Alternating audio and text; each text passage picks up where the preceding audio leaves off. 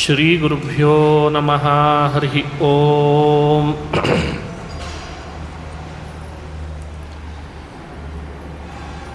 ಜನ್ಮಾದ್ಯಸ್ಯ ಯತೋನ್ಮಯಾದಿತರತಶ್ಚಾರ್ಥೇಷ್ವಭಿಜ್ಞಸ್ವರಾಟ್ ತೇನೇ ಬ್ರಹ್ಮಹೃದಾಯಾದಿಕವಯೇ ಮುಹ್ಯಂತಿ M ಸೂರಯಃ ತೇಜೋ ವಾರಿಮೃದಾಂ ಯಥಾ ವಿನಿಮಯೋ ಯತ್ರ ತ್ರಿಸರ್ಗೋ ಮೃಷಾ ಧಾಮ್ನಾ ಸ್ವೇನ ಸದಾ ನಿರಸ್ತಕುಹಕಂ ಸತ್ಯಂ ಪರಂ ಧೀಮಹಿ ಸೃಷ್ಟಿಸ್ಥಿತ್ಯಪ್ಯಯೇಹಾ ನಿಯತಿದೃಶಿತಮೋ ಬಂಧಮೋಕ್ಷಾಶ್ಚ ಯಸ್ಮಾತ್ ಅಸ್ಯ ಶ್ರೀ ಬ್ರಹ್ಮರುದ್ರ ಪ್ರಭೃತಿಸುರನರದ್ವೀಷಶತ್ರುತ್ಮಕಸ್ಯ ವಿಷ್ಣೋರ್ವ್ಯಸ್ತಾಃ ಸಮಸ್ತಾಃ ಸಕಲಗುಣನಿಧಿಃ ಸರ್ವದೋಷವ್ಯಪೇತಃ ಪೂರ್ಣಾನಂದೋ ವ್ಯಯೋ ಯೋ ಗುರುರಪಿ ಪರಮಃ ಚಿಂತಯೇತಂ ಮಹಾಂತಂ. ನಾರಾಯಣಂ ನಮಸ್ಕೃತ್ಯ ನರಂ ಚೈವ ನರೋತ್ತಮಂ ದೇವೀಂ ಸರಸ್ವತೀಂ ವ್ಯಾಸಂ ತತೋ ಜಯಮುದೀರಯೇತ್. ಅಭ್ರಮಂ ಭಂಗರಹಿತಂ ಅಜಡಂ ವಿಮಲಂ ಸದಾ ಆನಂದತೀರ್ಥಮತುಳಂ ಭಜೆ ತಾಪತ್ರಯಾಪಹಂ. ಯಂ ಪ್ರವ್ರಜಂತಮನುಪೇತಮಪೇತಕೃತ್ಯಂ ದ್ವೈಪಾಯನೋ ವಿರಹಕಾತರಾಜುಹಾವ ಪುತ್ರೇತಿ ತನ್ಮಯತಯಾ ತರವೋಪಿ ನೇದುಃ ತಂ ಸರ್ವಭೂತಹೃದಯಂ ಮುನಿಮಾನತೋಸ್ಮಿ. ಮೂಕೋಪಿ ಯತ್ಪ್ರಸಾದೇನ ಮುಕುಂದಶಯನಾಯತೆ ರಾಜರಾಜಾಯತೆ ರಿಕ್ತೋ ರಾಘವೇಂದ್ರಂ ತಮಾಶ್ರಯೇ.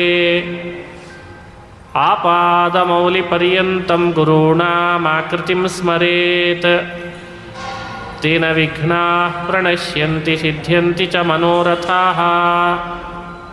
ಸ್ವಸ್ತ್ಯಸ್ತು ಅಶೇಷಸತಾಂ ಸನ್ಮಂಗಲಾನಿ ಭವಂತು. ಸಮ್ಯಕ್ ಶ್ಲೋಕೈಕಶ್ರವಣಪಠಣಮಾತ್ರೇಣ ವಕ್ತುಶ್ಚ ಶ್ರೋತॄಣಾಂ ನಿಖಿಲಕಲಿಕೃತಕಲ್ಮಷಾಪನೂದರಪಟುತರೆ ಧರ್ಮಾದ್ಯಖಿಲಪುರುಷಾರ್ಥಸಾಧನೀಭೂತೆ ಶ್ರೀಮದ್ಭಾಗವತೆ ಅದ್ಯ ಪ್ರಾರಂಭೆ ಮಾಹಾತ್ಮ್ಯಾನುವಾದಃ. ಶ್ರೀ ಹರಿವಾಯು ಗುರುಗಳ ಚರಣಾರವಿಂದಗಳಲ್ಲಿ ಭಕ್ತಿಪೂರ್ವಕ ಪ್ರಣಾಮಗಳನ್ನು ಅರ್ಪಿಸಿ ಭೂವೈಕುಂಠದಲ್ಲಿ ಶ್ರೀಮದ್ ಭಾಗವತದ ಪ್ರವಚನ ಇವತ್ತಿನಿಂದ ಪ್ರಾರಂಭ ಆಗ್ತಾ ಇದೆ. ನಿರ್ವಿಘ್ನವಾಗಿ ಅದನ್ನು ಪರಿಸಮಾಪ್ತಿ ಮಾಡಲಿ ಅಂತ ವಿಘ್ನೇಶ್ವರನ ಅಂತರ್ಯಾಮಿ ಭಾರತೀರಮಣ ಮುಖ್ಯ ಪ್ರಾಣ ಅಂತರ್ಗತ ವಿಶ್ವಂಭರ ರೂಪಿ ಭಗವಂತನನ್ನು ಸ್ಮರಣೆ ಮಾಡ್ತಾ ಮಾಸ ಕ್ಷೇತ್ರ ನಿಯಾಮಕನಾದಂಥ ಭಗವಂತನನ್ನು ಸ್ಮರಣೆ ಮಾಡಿ ಶ್ರೀಮದ್ ಭಾಗವತ ಪ್ರವಚನವನ್ನು ಪ್ರಾರಂಭ ಮಾಡ್ತಾ ಇದ್ದೇನೆ. ಭಾಗವತವನ್ನು ಶ್ರವಣ ಮಾಡಬೇಕಾದ್ರೆ ಭಾಗವತ ಮಾಹಾತ್ಮ್ಯವನ್ನು ಕೇಳಬೇಕು ಅಂತಿದೆ. ಭಾಗವತ ಮಾಹಾತ್ಮ್ಯದೊಂದಿಗೆ ಭಾಗವತ ಶ್ರವಣ ಮಾಡಲಿ ಅಂತ ಶಿಷ್ಟರ ಆಚರಣೆ ಬಂದಿದೆ.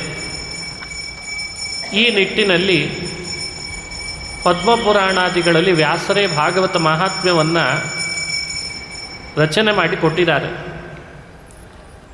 ಆ ಪದ್ಮಪುರಾಣದಲ್ಲಿರುವ ಭಾಗವತ ಮಾಹಾತ್ಮ್ಯವನ್ನು ಕೇಳ್ತಾ ಭಾಗವತದಲ್ಲಿ ಪ್ರವೇಶ ಮಾಡಬೇಕು. ಶ್ರೀಕೃಷ್ಣ ಪರಮಾತ್ಮ ಭೂಮಿಯಿಂದ ಪರಂಧಾಮಕ್ಕೆ ನಿರ್ಗಮನ ಮಾಡಿದ. ಆ ಕೃಷ್ಣ ನಿರ್ಗಮಾತ್ 30 ವರ್ಷಾಧಿಕಗತೆ ಕಲೋ. ಕೃಷ್ಣ ಭೂಮಿಯಿಂದ ಪರಂಧಾಮಕ್ಕೆ ಅಂತ ಹೊರಟು 30 ವರ್ಷ ಕಳೀತಂತೆ. ಅಂದರೆ ಕಲಿಯುಗ ಪ್ರಾರಂಭ ಆಗಿ 30 ವರ್ಷ ಆಯಿತು ಅಂತ ವಿವರಣೆ ಕೊಡ್ತಾರೆ. ಕೃಷ್ಣ ಪರಂಧಾಮಕ್ಕೆ ಹೊರಟ ದಿನವೇ ಕಲಿಯುಗದ ಪ್ರಾರಂಭ ಅಂತ ಒಂದು ವಿವರಣೆ ಇದೆ. 30 ವರ್ಷ ಕಳೆದಾಗ ಭಾಗವತ ಸಪ್ತಾಹ ನಡೀತಂತೆ. ಶುಕಾಚಾರ್ಯರು ಪರೀಕ್ಷಿದ್ರಾಜನಿಗೆ ಭಾಗವತವನ್ನು ವಿವರಣೆ ಮಾಡಿದರಂತೆ. ಇದೊಂದು ಭಾಗವತ ಸಪ್ತಾಹ.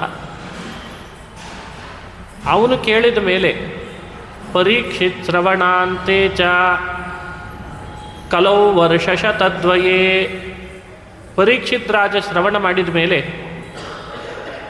200 ವರ್ಷ ಕಲಿಯುಗ ಮತ್ತೆ ಕಳೀತು. ಅಂದರೆ ಒಟ್ಟು ಕಲಿಯುಗ ಪ್ರಾರಂಭ ಆಗಿ 230 ವರ್ಷ ಆಗಿತ್ತು. ಆಗ ಒಂದು ಭಾಗವತ ನಡೀತು ಅಂತ ವಿವರಣೆ ಕೊಡ್ತಾರೆ. ಶುದ್ಧೇ ಶುಚೌ ನವಮ್ಯಾಂಚ ಧೇನುಜೋ ಕಥಯತ್ ಕಥಾ. ಶುಚಿ ಮಾಸದಲ್ಲಿ ಗೋಕರ್ಣ ಅನ್ನುವಂಥ ಒಬ್ಬ ವಿಪ್ರ ತನ್ನ ಅಣ್ಣನಿಗೆ ಮುಕ್ತಿಗಾಗಿ ಅಂತ ಭಾಗವತವನ್ನು ಶ್ರವಣ ಮಾಡಿಸಿದ. ಇದು ಒಂದು ಭಾಗವತ 230 ವರ್ಷ ಕಲಿಯುಗ ಕಳೆದಾಗ ಆದದ್ದು. ಅದಾದ ನಂತರ ಮತ್ತೆ ಪುನಃ 30 ವರ್ಷ ಗತಿಸ್ತಂತೆ. ತಸ್ಮಾದಪಿ ಕಲೌ ಪ್ರಾಪ್ತೆ 30 ವರ್ಷ ಗತೆ ಸತೌ. ಗೋಕರ್ಣ ವಿಪ್ರ ಭಾಗವತ ಹೇಳಿದ ಮೇಲೆ 30 ವರ್ಷ ಕಳೆದಿದೆ ಅಂದರೆ ಕಲಿಯುಗ ಪ್ರಾರಂಭ ಆಗಿ 260 ವರ್ಷ ಕಳೆದಿತ್ತು. ಆಗೊಂದು ಭಾಗವತ ನಡೀತು. ಊಚುರೂರ್ಜೆ ಸಿತೆ ಪಕ್ಷೆ ನವಮ್ಯಾಂ ಬ್ರಹ್ಮಣ ಸುತಾಹ. ಊರ್ಜ ಮಾಸದಲ್ಲಿ ಬ್ರಹ್ಮಮಾನಸ ಪುತ್ರರು ಸನತ್ಕುಮಾರರು ಭಾಗವತವನ್ನು ನಡೆಸಿಕೊಟ್ರು ಅಂತಿದೆ. ಹೀಗೆ ಕಲಿಯುಗ ಪ್ರಾರಂಭ ಆಗಿ 30 ವರ್ಷಕ್ಕೆ ಒಂದು ಭಾಗವತ, 230 ವರ್ಷಕ್ಕೆ ಮತ್ತೊಂದು ಭಾಗವತ, 260 ವರ್ಷಕ್ಕೆ ಮತ್ತೊಂದು ಭಾಗವತ ಸಪ್ತಾಹ ನಡೆದಿದೆ ಅಂತ ಉಲ್ಲೇಖ ಮಾಡ್ತಾರೆ. ಈ ಭಾಗವತಗಳೆಲ್ಲ ಇಷ್ಟಿಷ್ಟು ವರ್ಷಗಳ ನಂತರ ನಡೆದಿದೆ ಎಂದಾಗ ಮಧ್ಯದಲ್ಲಿ ಯಾರೂ ಭಾಗವತ ಕೇಳಲಿಲ್ವಾ ಅಂತ ಭಾವಿಸಬಾರ್ದು. ಭಾಗವತ ಕೇಳಿದವರಿದ್ದಾರೆ, ಬೇಕಾದಷ್ಟು ಅವರವರ ಮಹಿಮೆಗಳನ್ನು ಅನುಭವಿಸಿದವರು ಇದ್ದಾರೆ. ಆದರೆ ವೇದವ್ಯಾಸರು ಈ 3 ಭಾಗವತಗಳನ್ನು ಐತಿಹಾಸಿಕ ಭಾಗವತ ಅಂತ ಉಲ್ಲೇಖ ಮಾಡ್ತಾರೆ. ಇವು ಐತಿಹಾಸಿಕ ಅನ್ನೋ ಕಾರಣಕ್ಕೆ ಇವುಗಳನ್ನು ಉಲ್ಲೇಖ ಮಾಡ್ತಾರೆ. ಒಂದೊಂದು ಭಾಗವತ ಸಪ್ತಾಹ ಒಂದೊಂದು ಇತಿಹಾಸವನ್ನು ನಿರ್ಮಾಣ ಮಾಡಿತು ಅಂತ ಅಭಿಪ್ರಾಯ. 260 ವರ್ಷ ಕಲಿಯುಗ ಕಳೆದಾಗ ಭಾಗವತ ನಡೀತಲ್ಲ, ಅದು ಸನತ್ಕುಮಾರರು ಭಾಗವತ ನಡೆಸಿದ್ದು ಹರಿದ್ವಾರ ಕ್ಷೇತ್ರ ಗಂಗಾ ನದಿ ತೀರದಲ್ಲಿ ಹೇಳಿದ್ರಂತೆ. ಆಗ ನಡೆದಂಥ ಇತಿಹಾಸ ಏನು, ಆಗ ನಡೆದ ಘಟನೆ ಏನು ಅಂತ ವಿವರಣೆ ಮಾಡ್ತಾರೆ. ನಾರದರು ಕಲಿಯುಗ ಪ್ರಾರಂಭ ಆಗಿ 260 ವರ್ಷ ಕಳೆದಿದೆ, ನೋಡೋಣ ಭಾರತ ಭೂಮಿಯಲ್ಲಿರುವ ಪ್ರಜೆಗಳು ಹೇಗಿದ್ದಾರೆ ಅಂತ ಬಂದ್ರಂತ ನೋಡಲಿಕ್ಕೆ. ತೀರ್ಥ ಕ್ಷೇತ್ರಗಳನ್ನೇ ಪರ್ಯಟನೆ ಮಾಡ್ತಾ ಇದ್ದಾರೆ. ರಂಗಕ್ಷೇತ್ರಂ ಕುರುಕ್ಷೇತ್ರಂ, ರಂಗಕ್ಷೇತ್ರ ಕುರುಕ್ಷೇತ್ರ ಹೀಗೆ ಬೇರೆ ಬೇರೆ ತೀರ್ಥಗಳಿಗೆ ಸಂಚಾರ ಮಾಡ್ತಾ ಬಂದರು. ನಾರದರಿಗೆ ಎಲ್ಲೂ ಕೂಡ ಧರ್ಮ ಕಾಣಿಸ್ತಾ ಇಲ್ಲ. ಕಲಿಯ ಪ್ರಭಾವದಿಂದ ಕಲಿನಾ ಅಧರ್ಮ ಮಿತ್ರೇಣ, ಅಧರ್ಮದ ಸ್ನೇಹಿತನಾದ ಕಲಿ ಎಲ್ಲೆಡೆಯಲ್ಲಿ ಸತ್ಯ, ತಪಸ್ಸು, ದಯಾ ಇವುಗಳನ್ನು ನಾಶ ಮಾಡ್ತಾ ಬರ್ತಾ ಇದ್ದಾನಂತೆ. ಹೊಟ್ಟೆಪಾಡಿನ ಬದುಕು ಕಟ್ಟಿಕೊಳ್ಳೋರೇ ಹೆಚ್ಚಾಗಿ ಕಣ್ಣಿಗೆ ಬಿದ್ದರಂತೆ. ನಾರದರಿಗೆ ಅನಿಸ್ತಾ ಇದೆ ಇದೆಲ್ಲ ಕಲಿಯ ಪ್ರಭಾವ ಅಂತ. ಹೀಗೆ ಸಂಚರಿಸ್ತಾ ಯಮುನಾ ನದಿಯ ತೀರ ಶ್ರೀಕೃಷ್ಣ ಓಡಾಡಿದಂಥ ಭೂಮಿ ವೃಂದಾವನಕ್ಕೆ ಅಂತ ಬಂದ್ರಂತೆ. ವೃಂದಾವನಕ್ಕೆ ಬಂದಾಗ ಒಂದು ಆಶ್ಚರ್ಯ ಕಾದಿತ್ತು. ಅಲ್ಲಿ ಒಬ್ಬಳು ತರುಣಿ 2 ವೃದ್ಧರನ್ನು ತೊಡೆ ಮೇಲೆ ಮಲಗಿಸ್ಕೊಂಡಿದ್ಲಂತೆ. ಏಕಾತು ತರುಣಿ ತತ್ರ ನಿಷಣ್ಣ ಖಿನ್ನಮಾನಸ. ವೃದ್ಧರನ್ನು ತೊಡೆ ಮೇಲೆ ಮಲಗಿಸ್ಕೊಂಡಿದ್ದಾಳೆ. ಅವರು ಈಗಲೂ ಆಗಲೂ ಪ್ರಾಣ ಬಿಡೋ ಸ್ಥಿತಿಯಲ್ಲಿದ್ದಾರೆ. ತರುಣಿ ಚಿಂತಾಕ್ರಾಂತಳಾಗಿ ಹೇಗೆ ಇವರಿಬ್ಬರನ್ನ ಬದುಕಿಸ್ಕೊಂಡೇನೋ ಅಂತ ಅವಳು ಯೋಚನೆ ಮಾಡ್ತಾ ಇದ್ದಾಳಂತೆ. ನಾರದರು ಎದುರುಗಡೆ ಕಣ್ಣಿಗೆ ಬಿದ್ದಾಗ ಸಹಜ ಕರುಣಿಗಳು. ಅವರನ್ನು ಕುರಿತು ಈ ತರುಣಿ ಮಾತನಾಡ್ತಾಳೆ. ಭೋ ಭೋ ಸಾಧೋ ಕ್ಷಣಂತಿಷ್ಠ ಮಚ್ಚಿಂತಾಮಪಿ ನಾಶಯ. ಸಾಧುಗಳಾದ ನಾರದರೇ ಕ್ಷಣಕಾಲ ನಿಂತು ನನ್ನ ಚಿಂತೆಯನ್ನು ಪರಿಹಾರ ಮಾಡ್ರಿ ಅಂತ ಕೇಳ್ಕೊಂಡ್ಲಂತೆ. ನಾರದರು ಈ ತರುಣಿಯ ಬಗ್ಗೆ ವಿವರಣೆ ಕೇಳ್ತಾರೆ. ನೀನು ಯಾರು, ನಿನಗಾದ ಚಿಂತೆ ಏನು, ನೀನು ಇಲ್ಲಿಗೆ ಯಾಕೆ ಬಂದಿದ್ದಿ ಅಂತ ಅವಳನ್ನು ವಿವರಣೆ ಕೇಳ್ತಾರೆ. ಆಗ ಆ ತರುಣಿ ತನ್ನ ಪರಿಚಯ ಮಾಡಿಸಿದ್ಲಂತೆ. ಅಹಂ ಭಕ್ತಿರಿತಿ ಖ್ಯಾತ ಇಮೌ ಮೇ ತನಯೌ ಮತೋ ಜ್ಞಾನ ವೈರಾಗ್ಯ ನಾಮಾನೋ ಕಾಲಯೋಗೇನ ಜರ್ಜರೋ. ನಾನು ಭಕ್ತಿ ಅಂತ, ನನ್ನ ಇಬ್ಬರು ಮಕ್ಕಳಿವರಿಬ್ಬರು ಜ್ಞಾನ ಹಾಗೂ ವೈರಾಗ್ಯ ಅಂತ ಕಲಿಗಾಲದ ಪ್ರಭಾವದಿಂದ ಜರ್ಜರಿತರಾಗಿದ್ದಾರೆ. ನಾನು ಎಲ್ಲೋ ಹುಟ್ಟಿದೆ, ಎಲ್ಲೋ ಬರುವಂತಾಗಿದೆ. ಅವಳು ಹುಟ್ಟಿದ್ದು ದ್ರವಿಡ ದೇಶದಲ್ಲಿ ಅಂತ ಪರಿಚಯಿಸಿಕೊಂಡ್ಳು. ಉತ್ಪನ್ನ ದ್ರವಿಡೇ ಸಾಹಂ ವೃದ್ಧಿಂ ಕರ್ನಾಟಕೆ ಗತ. ದ್ರವಿಡ ದೇಶದಲ್ಲಿ ಹುಟ್ಟಿದೆ, ಕರ್ನಾಟಕಕ್ಕೆ ಬಂದೆ, ಗುಜರಾತಿಗೆ ಬಂದು ಮಹಾರಾಷ್ಟ್ರಕ್ಕೆ ಬಂದು ಜೀರ್ಣಳಾದೆ. ಶ್ರೀಕೃಷ್ಣನ ಸನ್ನಿಧಿ ಯಮುನಾ ನದಿ ತೀರ ಇಲ್ಲಿಗೆ ಬರೋಣ ಅಂತ ಬಂದರೆ ನಾನೇನೋ ತರುಣಿಯಾದೆ, ನನ್ನ ಮಕ್ಕಳಿಬ್ಬರು ವೃದ್ಧರಾದರು ಅಂತಲ್ಲತ್ತು. ತಾಯಿ ಯಾವಾಗಲೂ ವೃದ್ಧಳಾಗಿದ್ದು ಮಕ್ಕಳು ತರುಣರಾಗಿರೋದು ಲೋಕದಲ್ಲಿ ಕಂಡದ್ದು. ಘಟೇತೆ ಜರಠಾ ಮಾತಾ ತರುಣೌ ತನಯಾವಿತಿ. ಇಲ್ಲಿ ಲೋಕಕ್ಕೆ ವಿರುದ್ಧವಾಗಿ ನಡೆದಿದೆ ನೋಡಿ. ಇದೇ ನನಗಾದ ಚಿಂತೆ, ಇದನ್ನು ನೀವು ಪರಿಹಾರ ಮಾಡ್ರಿ ಅಂತ ಕೇಳ್ಕೊಳ್ತಾ ಇದ್ದಾಳೆ. ಇದನ್ನು ಪರಿಹಾರ ಮಾಡ್ರಿ ಅಂತಂದಾಗ ನಾರದರಂತಾರೆ, ನಿನಗಾದ ಈ ಚಿಂತೆಯನ್ನು ಪರಿಹಾರ ಮಾಡಬೇಕಾದ್ರೆ ಭಗವಂತನೇ ಬೇಕು. ನಾನು ಭಗವಂತನನ್ನು ಧ್ಯಾನ ಮಾಡ್ತೇನೆ ಅಂತ ನಾರಾಯಣನನ್ನು ಧ್ಯಾನ ಮಾಡಿದ್ರಂತೆ. ಭಗವಂತನನ್ನು ಧ್ಯಾನ ಮಾಡಿದಾಗ ಪರಮಾತ್ಮ ಸಂದರ್ಭದೊಳಗೆ ಅಶರೀರವಾಣಿಯಲ್ಲಿ ಹೇಳ್ತಾನೆ, ನಾರದ, ನಿನಗೆ ಪರಿಹಾರ ಆಗಬೇಕಾದ್ರೆ ಚಿಂತೆ, ಏತದರ್ಥಂತು ಸತ್ಕರ್ಮ ಸುರರ್ಷೇ ತ್ವಂ ಸಮಾಚಾರ. ಒಂದೊಳ್ಳೆ ಸತ್ಕರ್ಮವನ್ನು ಆಚರಣೆ ಮಾಡು, ನಿನಗಿದರ ಪರಿಹಾರ ಆಗ್ತದೆ ಅಂತಂದು. ನಾರದರಿಗೆ ತಿಳಿಬೇಕೆ ಸತ್ಕರ್ಮದ ಬಗ್ಗೆ ಯಾರಾದರೂ ಹೇಳಬೇಕೆ? ಎಲ್ಲ ಪರಿಚಯ ಇದ್ದಂತಹ ನಾರದರು ಗೀತಾ ಪಾಠ, ವೇದ ವೇದಾಂತಗಳ ಘೋಷಣ, ಹೋಮ ಹವನ ಯಜ್ಞ ಯಾಗಾದಿಗಳನ್ನೆಲ್ಲ ಮಾಡಿಸಿದ್ರಂತೆ. ಆದರೆ ಪರಿಹಾರ ಆಗಲಿಲ್ಲ. ಆಗ ನಾರದರಿಗೆ ಸನತ್ಕುಮಾರರ ಭೇಟಿ ಆಯಿತು. ಸನತ್ಕುಮಾರರು ಅಂತಾರೆ, ನಾರದ, ಇಷ್ಟೆಲ್ಲ ಮಾಡಿಸಿದ್ರೂ ನಿನಗೆ ಪರಿಹಾರ ಆಗ್ತಿಲ್ಲ ಭಕ್ತಿಯ ವ್ಯಥೆ ಅಂತಂತ ಇದ್ದಿ. ಭಕ್ತಿಯ ವ್ಯಥೆ ಮಾಡಿ ಪರಿಹಾರ ಆಗಬೇಕಾದ್ರೆ ಜ್ಞಾನಯಜ್ಞವನ್ನು ಮಾಡಿಸು ಅಂತಂದ್ರಂತೆ. ಎಲ್ಲ ಯಜ್ಞಗಳಿಗಿಂತ ಶ್ರೇಷ್ಠವಾದದ್ದು ಜ್ಞಾನಯಜ್ಞ. ಜ್ಞಾನಯಜ್ಞದಿಂದ ಪರಿಹಾರ ಆಗ್ತದೆ, ಅದನ್ನು ನೀನು ಮಾಡಿಸು. ನಾರದರಂತಾರೆ, ಸನತ್ಕುಮಾರರೇ ನೀವೇ ನಡೆಸ್ಕೊಡ್ರಿ ಆ ಜ್ಞಾನಯಜ್ಞ ಅಂತಂದ್ರಂತೆ. ಆಯಿತು ಅಂತ ಸನತ್ಕುಮಾರರು ಭಾಗವತ ಹೇಳಲಿಕ್ಕೆ ಅಂತ ಒಪ್ಪಿದ್ರು. ನಾರದರೇ ವ್ಯವಸ್ಥಾಪಕರಾದರು. ಹರಿದ್ವಾರ ಕ್ಷೇತ್ರ ಆನಂದವನದಲ್ಲಿ ಭಾಗವತ ಸಪ್ತಾಹವನ್ನು ವ್ಯವಸ್ಥೆ ಮಾಡಿದ್ದಾರೆ ನಾರದರು. ಎಲ್ಲ ಋಷಿಗಳು ಕೂಡ ಅಲ್ಲಿ ಸಂಭ್ರಮದಿಂದ ಸೇರಿದ್ರಂತೆ. ಭಾಗವತ ಕಥೆ ನಡೀತದೆ, ಭಾಗವತ ಶ್ರವಣ ಮಾಡಬೇಕು ಅಂತ ಸಂಭ್ರಮದಿಂದ ಸೇರಿದ್ರಂತೆ. ಅದೇ ಸಮಯಕ್ಕೆ ಭಕ್ತಿ ತನ್ನಿಬ್ಬರು ಮಕ್ಕಳನ್ನು ಕರೆದುಕೊಂಡು ವೃಂದಾವನದಿಂದ ಗಂಗಾ ತೀರಕ್ಕೆ ಬಂದ್ಲಂತೆ.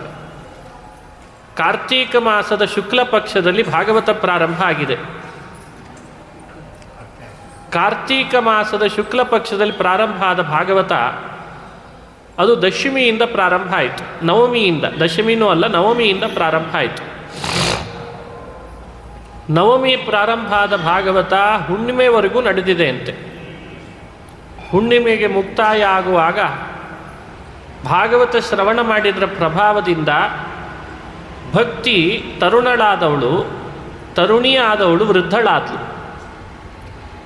ವೃದ್ಧರಾದಂಥ ಜ್ಞಾನ ವೈರಾಗ್ಯರಿಬ್ಬರೂ ಕೂಡ ತರುಣರಾಗಿಬಿಟ್ರಂತೆ. ಸಶಕ್ತರಾದರು, ಸಬಲರಾದರು. ಭಕ್ತಿ ಸುತೌ ತೌ ತರುಣೌ ಗೃಹೀತ್ವಾ ಪ್ರೇಮೈಕ ರೂಪ ಸಹಸಾ ವಿರಾಸೀತ್. ಶ್ರೀಕೃಷ್ಣ ಗೋವಿಂದ ಹರೇ ಮುರಾರೇ ನಾಥೇತಿ ನಾಮಾನಿ ಮುಹುರ್ವದಂತಿ. ಭಕ್ತಿಸುತೌ ತೌ ತರುಣೌ ಗೃಹೀತ್ವ. ಭಕ್ತಿಯ ಮಕ್ಕಳಿಬ್ಬರು ತರುಣರಾದರು, ಎದ್ದು ನಿಂತರು. ಭಕ್ತಿ ತರುಣಿಯಾದವಳು ವೃದ್ಧಳಾದ್ಲು, ಅವಳು ಎದ್ದು ನಿಂತಳು. ಶ್ರೀಕೃಷ್ಣ ಗೋವಿಂದ ಹರೇ ಮುರಾರೇ ಅಂತ ನಾಥ ಅಂತ ನಾಮಗಳನ್ನು ಹೇಳ್ತಾ ಕೀರ್ತನೆ ಮಾಡ್ತಾ ಕುಣಿತಾ ಇದ್ದಾಳಂತೆ. ನನ್ನ ಸಮಸ್ಯೆ ಪರಿಹಾರ ಆಯಿತು ಅಂತ ಕುಣಿತಾ ಇದ್ದಾಳೆ. ಅದೇ ಸಮಯಕ್ಕೆ ಅಲ್ಲಿದ್ದಂಥ ಭಾಗವತ ಶ್ರವಣಕ್ಕೆ ಬಂದ ಬ್ರಹ್ಮರ್ಷಿಗಳು, ಬ್ರಹ್ಮಜ್ಞಾನಿಗಳು ಆ ಬಂದ ಭಕ್ತಿಗೆ ವರ ಕೊಟ್ರಂತೆ. ನೀನಿನ ಮೇಲಿಂದ ವ್ಯಥೆ ಪಡಬೇಡ, ನಾನು ಎಲ್ಲಿರಲಿ ಅಂತ ನನಗೆ ನಿವಾಸ ಇಲ್ಲ ಅಂತ ಅನಿವಾಸಿಯಾಗಿ ಅಲದಾಡಬೇಡ, ನಿನಗೊಂದು ನಿವಾಸ ಕಲ್ಪನೆ ನಾವು ಮಾಡ್ತೇವೆ. ಅನಿವಾಸಿ ಭಾರತೀಯರು ಅಂತ ಬಹಳ ಇದ್ದಾರೆ ಈಗ. ನೀನು ಅನಿವಾಸಿ ಆಗಬೇಡ, ಒಂದು ಒಳ್ಳೆ ನಿವಾಸವನ್ನು ನಾವು ಕಲ್ಪಿಸ್ತೇವೆ ಅಂತಂದ್ರಂತೆ. ಅವರು ಅವಳಿಗೆ ವರ ಕೊಟ್ಟರು, ನಿನ್ನ ನಿಮಿತ್ತದಿಂದ ಭಾಗವತ ಕಥಾಶ್ರವಣ ನಾವೆಲ್ಲ ಮಾಡೋ ಹಾಗಾಯಿತು. ಹಾಗಾಗಿ ನೀನು ಇನ್ನು ಮೇಲಿಂದ ಎಲ್ಲಿ ಸ್ಥಿರ ನೆಲೆ ಮಾಡಿಕೊಳ್ಬೇಕು ಅಂತ ನಾವು ಹೇಳ್ತೇವೆ ಅಂತಂದರು. ಭಕ್ತೇಶು ಗೋವಿಂದ ಸ್ವರೂಪಕರ್ತ್ರೀ ಪ್ರೇಮೈಕಧರ್ತ್ರೀ ಭವರೋಗಹಂತ್ರೀ ಸಾತ್ವಂಚ ತಿಷ್ಠಸ್ವ ಸುಧೈರ್ಯ ಸಂಶ್ರಯ ನಿರಂತರಂ ವೈಷ್ಣವ ಮಾನಸಾನಿ. ಭವರೋಗಹಂತ್ರಿ, ನೀನು ಭವರೋಗವನ್ನು ಪರಿಹಾರ ಮಾಡುವ ಶಕ್ತಿ ಇರುವವಳು. ನಿನಗೆ ಸಂಸಾರ ರೋಗ ಪರಿಹಾರ ಮಾಡುವ ಶಕ್ತಿ ಇದೆ ಭಕ್ತಿ. ಎಲ್ಲಿ ನೀನು ನೆಲೆಸಬೇಕು ಅಂದರೆ ಸಾತ್ವಂಚ ತಿಷ್ಠಸ್ವ ಸುಧೈರ್ಯ ಸಂಶ್ರಯ. ಎಲ್ಲಿ ಭಾಗವತ ಕಥಾಶ್ರವಣ ನಡೀತಿರ್ತದೆ, ಶ್ರದ್ಧೆಯಿಂದ ಭಾಗವತವನ್ನು ಯಾರೆಲ್ಲ ಕೇಳ್ತಾರೆ, ಹೇಳ್ತಾರೆ, ಅಧ್ಯಯನ ಮಾಡ್ತಾರೆ, ಅವರ ಮನಸ್ಸು ನಿನಗೆ ಸ್ಥಿರ ನೆಲೆ ಆಗಲಿ ಅಂತ ವರ ಕೊಟ್ರಂತ. ಅವರ ಮನಸ್ಸಿನೊಳಗೆ ಒಬ್ಬಂಟಿಗಳಾಗಿ ನೆಲೆಸಬೇಡ, ನೀನಲ್ಲದೆ ನಿನ್ನೊಟ್ಟಿಗೇನೆ ಜ್ಞಾನ ವೈರಾಗ್ಯ ಅನ್ನೋ ನಿನ್ನಿಬ್ಬರು ಮಕ್ಕಳನ್ನು ಕರೆದುಕೊಂಡು ಸ್ಥಿರವಾಗಿ ನೆಲೆಸು ಅಂತ ವರ ಕೊಟ್ಬಿಟ್ರು. ಇದು ಭಾಗವತ 260 ವರ್ಷ ಕಲಿಯುಗ ಕಳೆದ ಮೇಲೆ ನಡೆದಾಗಾದ ಘಟನೆ ಅಂತಾರೆ. ಹಾಗಾಗಿ ಭಾಗವತ ಶ್ರವಣದ ಫಲ ಏನು ಅಂದರೆ, ನಾವು ನಮ್ಮ ಹೃದಯದೊಳಗೆ ಭಕ್ತಿ ಸ್ಥಿರ ಆಗಬೇಕು, ಜ್ಞಾನ ಸ್ಥಿರ ಆಗಬೇಕು, ಅಭಿವೃದ್ಧ ಆಗಬೇಕು, ವೈರಾಗ್ಯ ಸ್ಥಿರ ಆಗಿ ಅಭಿವೃದ್ಧ ಆಗಬೇಕು ಅಂದರೆ ಭಾಗವತ ಶ್ರವಣ ಮಾಡಬೇಕು. ಭಾಗವತ ಶ್ರವಣದ ಫಲನೇ ಅದು. ಭಕ್ತಿ ಜ್ಞಾನ ವಿರಾಗಾಣಾಂ ಸ್ಥಾಪನಾಯ ಪ್ರಕಾಶಿತಂ. ಭಕ್ತಿ ಜ್ಞಾನಗಳ ವೈರಾಗ್ಯಗಳ ಸ್ಥಾಪನೆಗಾಗಿ ಭಾಗವತವನ್ನು ಪ್ರಕಾಶನಗೊಳಿಸಿದ್ದು. ಎಲ್ಲ ಮಾಡಿಯೂ ಅದೇ ಸ್ಥಾಪನೆ ಆಗದಿದ್ದರೆ ಭಾಗವತ ಯಾಕೆ ಬೇಕು? ಭಾಗವತದ ಉದ್ದೇಶವೇ ಅದು. ಹಾಗಾಗಿ ಭಾಗವತ ಶ್ರವಣ ಮಾಡಬೇಕು, ಭಕ್ತಿ ಜ್ಞಾನಗಳ ವೈರಾಗ್ಯ ಸ್ಥಿರ ಆಗಬೇಕು ಹೃದಯದಲ್ಲಿ. ಈ ಫಲವನ್ನು ಉದ್ದೇಶಿಸೇ ಭಾಗವತವನ್ನು ಹೇಳುವ ಕೇಳುವ ಕಾರ್ಯಗಳು ನಡಿಬೇಕು. ಕೇವಲ ಇದನ್ನೇ ಹೇಳಿದಾಗ ಕೆಲವರಿಗೆ ಬೇಗ ಅಭಿರುಚಿ ಹುಟ್ಟಲ್ಲ. ಶ್ರೋತೃಗಳಿಗೆ ನಮ್ಮ ಹೊಟ್ಟೆ ತುಂಬಿಸ್ತದ ಭಾಗವತ, ಈಗ ನಮ್ಮ ಮನೆಯಲ್ಲಿ ಒಂದು ಸಮಸ್ಯೆ ಇದೆ, ಅದನ್ನು ಭಾಗವತ ಪರಿಹಾರ ಮಾಡ್ತದ, ಅಥವಾ ನಮಗೇನೋ ಒಂದು ರೋಗ ಬಂದಿದೆ, ಅದನ್ನು ಪರಿಹರಿಸ್ಲಿಕ್ಕೆ ಭಾಗವತಕ್ಕೆ ಶಕ್ತಿ ಇದೆನಾ? ಜ್ಞಾನ ಭಕ್ತಿ ವೈರಾಗ್ಯ, ಅದರಿಂದ ಮತ್ತೆ ದೇವರ ಸಾಕ್ಷಾತ್ಕಾರ, ಅದರಿಂದ ನಾವು ಪಡಿಬೇಕಾದ ಮೋಕ್ಷ, ಅದು ಎಷ್ಟು ಜನ್ಮದ್ದೋ ಏನೋ. ಈಗ ಮೊದಲು ನಮಗೆ ಈಗಿನ ಸಮಸ್ಯೆ ಪರಿಹಾರ ಹೇಳ್ರಿ ಅನ್ನೋರು ಅಭಿಲಾಷೆ ಬಹಳ, ಆಚಾರದ ಮನಸ್ಥಿತಿ ಬಹಳ ಜನರಿಗಿದೆ. ಅದನ್ನೂ ಕೊಡೋ ಶಕ್ತಿ ಭಾಗವತಕ್ಕಿದೆ ಅಂತ ವ್ಯಾಸರು ತಿಳಿಸ್ತಾರೆ. ಅದನ್ನೂ ಕೊಡ್ತದೆ, ಪಾಪ ಪರಿಹಾರ ಮಾಡುತ್ತದೆ, ಅಭಿಲಾಷೆಗಳನ್ನು ಪೂರ್ಣ ಮಾಡುತ್ತದೆ. ಅವನ ಶ್ರದ್ಧೆ ಎಷ್ಟು ಅಂತ ಪರೀಕ್ಷೆ ಮಾಡಿ ಕೊಡ್ತದೆ ಅಂತಂತಾರೆ. ಹಾಗಾಗಿ ಭಾಗವತದಿಂದ ಇಂಥದ್ದು ಸಿಗಲ್ಲ ಅಂತಲ್ಲ, ನಮ್ಮ ಶ್ರದ್ಧೆಯನ್ನು ಪರೀಕ್ಷೆ ಮಾಡ್ತದೆ. ನಾವು ವಿಶ್ವಾಸ ಮಾಡಿ ಶ್ರದ್ಧೆ ಇಟ್ಟು ಅದನ್ನು ಅಧ್ಯಯನ ಅಧ್ಯಾಪನ ಮಾಡಿದರೆ ಅದು ಬೇಕಾದಂಥ ಕೊಡುವ ಕಲ್ಪವೃಕ್ಷ ಆಗಿದೆ. ಕಲಿಯುಗದಲ್ಲಿ ವಿಶೇಷವಾಗಿ ಭಾಗವತ ಶ್ರವಣ ಆಗಬೇಕು, ಭಾಗವತವನ್ನು ಮನನ ಮಾಡಬೇಕು. ಅದನ್ನು ವಿವರಣೆ ಮಾಡಿದ್ದಾರೆ. ಇನ್ನೊಂದು ಕಥೆ ಹೇಳ್ತಾರೆ. ಕಲಿಯುಗ ಪ್ರಾರಂಭ ಆಗಿ 230 ವರ್ಷ ಗತಿಸಿದಾಗ ಒಂದು ಭಾಗವತ ನಡೀತು ಅಂತ. ಅದು ಗೋಕರ್ಣ ಅನ್ನುವಂಥ ವಿಪ್ರ ತನ್ನ ಮನೆಯಲ್ಲಿ ಭಾಗವತ ಸಪ್ತಾಹವನ್ನು ಮಾಡಿದ. ಗೋಕರ್ಣ ತುಂಗಭದ್ರಾ ತೀರದಲ್ಲಿ ವಾಸ ಮಾಡಿಕೊಂಡಿದ್ನಂತೆ. ಅವರ ಮನೆ ಒಳಗೆ ಆತ ಒಬ್ಬಂಟಿಗನಾಗಿದ್ದಾನೆ, ಯಾರೂ ಇಲ್ಲ. ತೀರ್ಥಕ್ಷೇತ್ರಗಳನ್ನು ಪರ್ಯಟನೆ ಮಾಡಿ ಬಂದಿದ್ದ. ಬಹಳ ಹಿಂದೆ ಅವನು ತೀರ್ಥಕ್ಷೇತ್ರಗಳ ಪರ್ಯಟನೆ ಮಾಡಿ ಬಂದದ್ದು. ಪರಿವಾರ ಯಾರೂ ಉಳಿದಿರಲಿಲ್ಲ, ಅಣ್ಣ ಇರಲಿಲ್ಲ, ತಮ್ಮ ಇಲ್ಲ, ತಂದೆ ತಾಯಂದ್ರೆ ಯಾರೂ ಇಲ್ಲ, ಒಬ್ಬಂಟಿಗನಾಗಿದ್ದಂತೆ. ಅವರ ಮನೆ ಒಳಗೆ ಅವನಿಗೆ ಪ್ರೇತ ಬಾಧೆ ಪ್ರಾರಂಭ ಆಯಿತು. ಯಾರೋ ಬಂದು ಬಾಗಿಲು ತಟ್ಟದಾಗ ಆಗೋದು, ಕಿಟಕಿಗಳೆಲ್ಲ ತಾವಾಗೆ ತೆಗೆದಾಗ ಆಗೋದು, ಕರ್ಕಶ ಧ್ವನಿಯಲ್ಲಿ ಕೂಗಿದಾಗೆ ವಿಚಿತ್ರ ವಿಚಿತ್ರ ಉತ್ಪಾತಗಳು ಮನೆಯಲ್ಲಿ ನಡೀಲಿಕ್ಕೆ ಪ್ರಾರಂಭ ಆಯಿತು. ಇದೇನು ಬಂತಪ್ಪ ಮನೆ ಒಳಗೆ, ಇಷ್ಟೆಲ್ಲ ತೀರ್ಥ ಕ್ಷೇತ್ರಗಳನ್ನು ಯಾತ್ರೆ ಮಾಡ್ಕೊಂಡು ಬಂದಿದ್ದೀನಿ, ಇದು ಯಾವ ಪ್ರೇತ ನನ್ನ ಮನೆ ಒಳಗೆ ನನಗೇ ಗಂಟು ಬಿದ್ದಿದೆಯಲ್ಲ ಅಂತ ಅವನಿಗೆ ಆತಂಕ. ಸರಿ, ಒಮ್ಮೆ ಬಾಗಿಲು ತಟ್ತಾ ಇದೆ ರಾತ್ರಿ, ನಡರಾತ್ರಿ. ತೆಗೆದು ನೋಡೋಣ ಯಾರು ಇದ್ದಾರೆ, ಮಾತಾಡಿದ್ರು ಮಾತಾಡಿಸಿಬಿಡೋಣ ಅಂತ ಬಾಗಿಲು ತೆಗೆದ ಧೈರ್ಯ ಮಾಡಿ. ನೋಡ್ತಾನೆ ತನ್ನ ಮನೆ ಅಂಗಳದಲ್ಲೇ ಒಂದು ಪ್ರೇತ. ಸಕೃನ್ಮೇಷ ಸಕೃದ್ಧಸ್ತಿ ಸಕೃತ್ಯ ಮಹಿಷೋ ಭವತೆ. ಒಮ್ಮೆ ಮೇಷ, ಒಮ್ಮೆ ಆನೆ, ಒಮ್ಮೆ ಕೋಣ, ಏನೇನೋ ರೂಪ ತಾಳ್ತಾ ಇದೆ ಅಂತೆ. ಗೋಕರ್ಣ ಧೈರ್ಯ ಮಾಡಿಕೊಂಡು ಮಾತಾಡಿಸಿದ, ಯಾರು ನೀನು? ಕಸ್ತ್ವ ಮುಗ್ರತರೋ ರಾತ್ರೌ ಕುತೋ ಯಾತಾಂ ದಶಾಮಿಮಾಂ. ಯಾರು ನೀನು? ನಿನಗ್ಯಾಕೆ ಬಂದಿದೆ ಈ ಪ್ರೇತ ಶರೀರ? ನನ್ಯಾಕೆ ಗಂಟು ಬಿದ್ದಿದ್ದಿ ಅಂತ ಧೈರ್ಯ ಮಾಡಿ ಕೇಳ್ದ. ಆ ಪ್ರೇತ ಮಾತನಾಡ್ತದೆ, ಅಹಂ ಭ್ರಾತಾ ತ್ವದೀಯೋಸ್ಮಿ ಧುಂಧುಕಾರೀತಿ ನಾಮತಃ. ಗೋಕರ್ಣ, ನಾನು ನಿನ್ನ ಅಣ್ಣನೋ, ನನ್ನೇ ಮರೆತು ಬಿಟ್ಟಿಯಾ ಅಂತಂತು. ನಾನು ಮಾಡಿದ ಪಾಪಗಳು ಅಷ್ಟಿಷ್ಟಲ್ಲ ಪಾಪ ಅವನು ಅಷ್ಟು ಮಾಡಿದ್ದಂತೆ.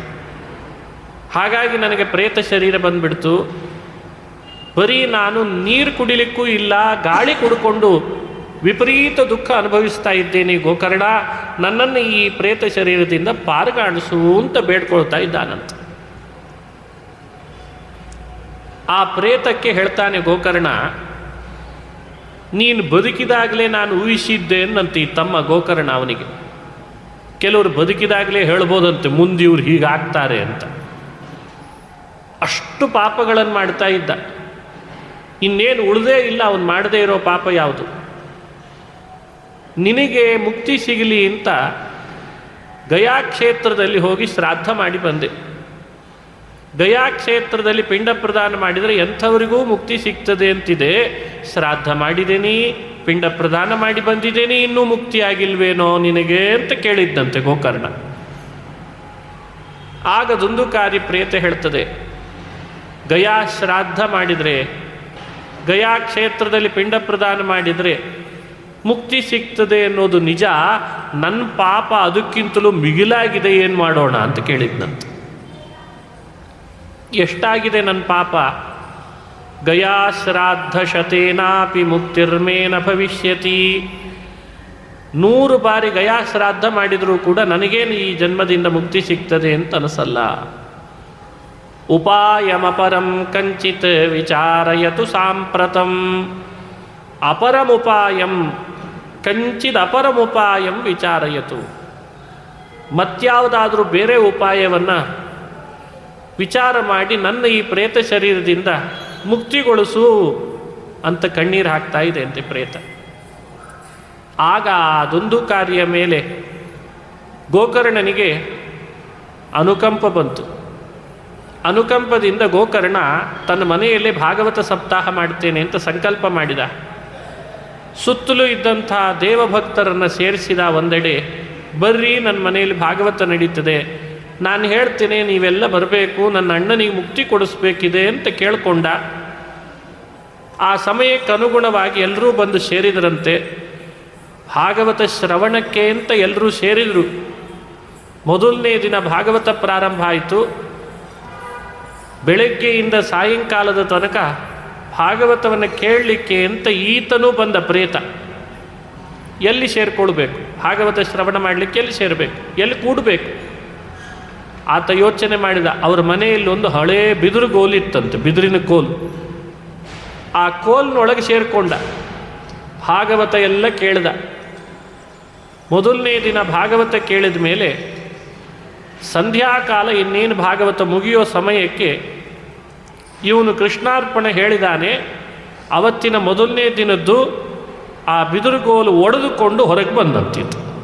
ಪೂರ್ಣ ಕೋಲು ಒಡಿಲಿಲ್ಲ, ಕೋಲಿನಲ್ಲಿರೋ ಒಂದು ಗಂಟು ಒಡೆದುಕೊಂಡು ಹೊರಗೆ ಬಂದ ಅಂತದ್ದು. ಎರಡನೇ ದಿನಕ್ಕೆ ಮತ್ತಷ್ಟು ಜನ ಜಾಸ್ತಿ ಆದರು.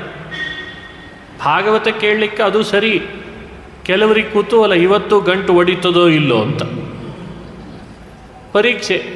ಹಾಗಾಗಿ ಎರಡನೇ ದಿನ ಮತ್ತೆ ಪುನಃ ಭಾಗವತ ಶ್ರವಣ ಆಯಿತು. ಸಾಯಂಕಾಲ ಆಗಿದೆ. ಸಾಯಂಕಾಲದ ಸಮಯಕ್ಕೆ ಮತ್ತೊಂದು ಗಂಟು ಒಡೆದುಕೊಂಡು ಹೊರಗೆ ಬಂದಂತೆ. ದ್ವಿತೀಯೇನ್ಹಿ ತಥಾ ಸಾಯಂ ದ್ವಿತೀಯ ಗ್ರಂಥಿ ಭೇದನಂ, ತೃತೀಯೇನ್ಹಿ ತಥಾ ಸಾಯಂ ತೃತೀಯ ಗ್ರಂಥಿ ಭೇದನಂ. ಹೀಗೆ 3 ದಿನ ಆಯಿತು, 4 ದಿನ ಆಯಿತು. 7ನೇ ದಿನ ಆಗ್ತಾ ಇದೆ. ಅವತ್ತಿನ ಮಂಗಳದ ಸಮಯ. ಭಾಗವತ ಎಲ್ಲರೂ ಬಹಳ ಶ್ರದ್ಧೆಯಿಂದ ಕೇಳ್ತಿದ್ದಾರೆ. ಈತನೂ ಕೇಳ್ತಿದ್ದಾನೆ. ಮುಕ್ತಾಯ ಹಂತದಲ್ಲಿ ಬಂತು, ಮುಗೀತು. ಭಾಗವತ ಮುಗಿದಾಗ 7ನೇ ಗಂಟು ಒಡೆದುಕೊಂಡು ಹೊರಗೆ ಬಂದ ಪ್ರೇತ. ಆ ಪ್ರೇತ ಶರೀರ ಕೆಳಗೆ ಬಿದ್ದೋಯ್ತಂತೆ, ದೇವ ಶರೀರ ಬಂದಿತ್ತಂತೆ. ಎಂಥ ಅದ್ಭುತ ನೋಡಿ. 7ನೇ ದಿವಸ ಆ ಪ್ರೇತ ಶರೀರ ಕೆಳಗೆ ಬಿದ್ದ ಮೇಲೆ ಈತ ಮೇಲ್ಗಡೆಯಲ್ಲಿ ವಿಮಾನದಲ್ಲಿ ಕುಳಿತಿತ್ತಂತೆ ದುಂದುಕಾರಿ.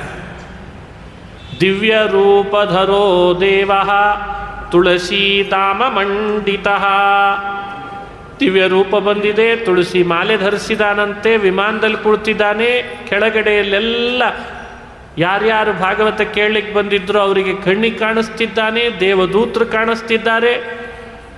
ಕೆಳಗಡೆ ಭಾಗವತ ಹೇಳಿದಂಥ ಗೋಕರ್ಣನಿಗೆ ಹೇಳ್ತಾನೆ, ಗೋಕರ್ಣ ಏನು ಅದ್ಭುತ ಈ ಭಾಗವತ, ಏನು ಅದ್ಭುತಪ್ಪ. ಧನ್ಯ ಭಾಗವತೀ ವಾರ್ತಾ ಪ್ರೇತ ಪೀಡಾ ವಿನಾಶಿನಿ, ಸಪ್ತಾಹೋಪಿ ತಥಾ ಧನ್ಯ ಕೃಷ್ಣಲೋಕ ಫಲಪ್ರದ. ಧನ್ಯ ಭಾಗವತೀ ವಾರ್ತಾ, ಈ ಭಾಗವತದ ವಾರ್ತೆ ನಿಜವಾಗಲೂ ಧನ್ಯಪ್ಪ, ಆಶ್ಚರ್ಯ, ಅದ್ಭುತ. ನನ್ನನ್ನು ಪ್ರೇತ ಶರೀರದಿಂದ ಮುಕ್ತಿಗೊಳಿಸ್ತಲ್ಲೋ.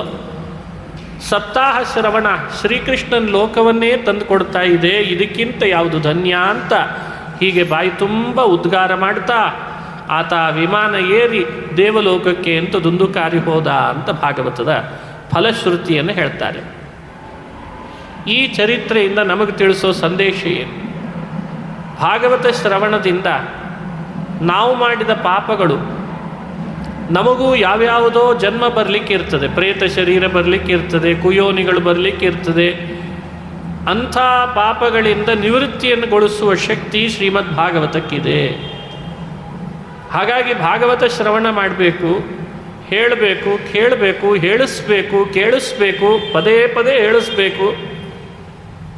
ನಮ್ಮ ಹಿರಿಯರು ಯಾರಾದರೂ, ನಮ್ಮ ಪರಿವಾರದೊಳಗೆ ಇನ್ಯಾರಾದರೂ ಸದಸ್ಯರು ಮಾಡಬಾರ್ದ ಅಪರಾಧಗಳನ್ನು ಮಾಡಿದರೆ ಅವರ ಪಾಪಗಳನ್ನೂ ಅಪರಾಧವನ್ನೂ ಪರಿಹರಿಸುವ ಶಕ್ತಿ ಶ್ರೀಮದ್ ಭಾಗವತಕ್ಕಿದೆ. ಹೀಗೆ ತನ್ನ ಅಣ್ಣನಿಗೆ ಮುಕ್ತಿ ಕೊಡಿಸಿದ, ದುಂದುಕಾರಿಗೆ ಮುಕ್ತಿ ಕೊಡಿಸಿದ ಶ್ರೀಮದ್ ಭಾಗವತದ ಕಥೆ ಇದು ಅಪೂರ್ವ ಅಂತ ಅಂತಾರೆ. ಆದರೆ ಇಲ್ಲೊಂದು ಮುಂದುವರೆದ ಕಥೆಯನ್ನು ಹೇಳ್ತಾರೆ. ನಮ್ಮ ಪಾಪ ಪರಿಹಾರ ಮಾಡಿಕೊಳ್ಳಿಕ್ಕೂ ಭಾಗವತ ಕೇಳಬೇಕಾದದ್ದೇ, ಕೃಷ್ಣನ ಲೋಕ ಪ್ರಾಪ್ತಿಗಾಗಿಯೂ ಭಾಗವತ ಕೇಳಬೇಕು, ಹೇಳಬೇಕಾದದ್ದೇ.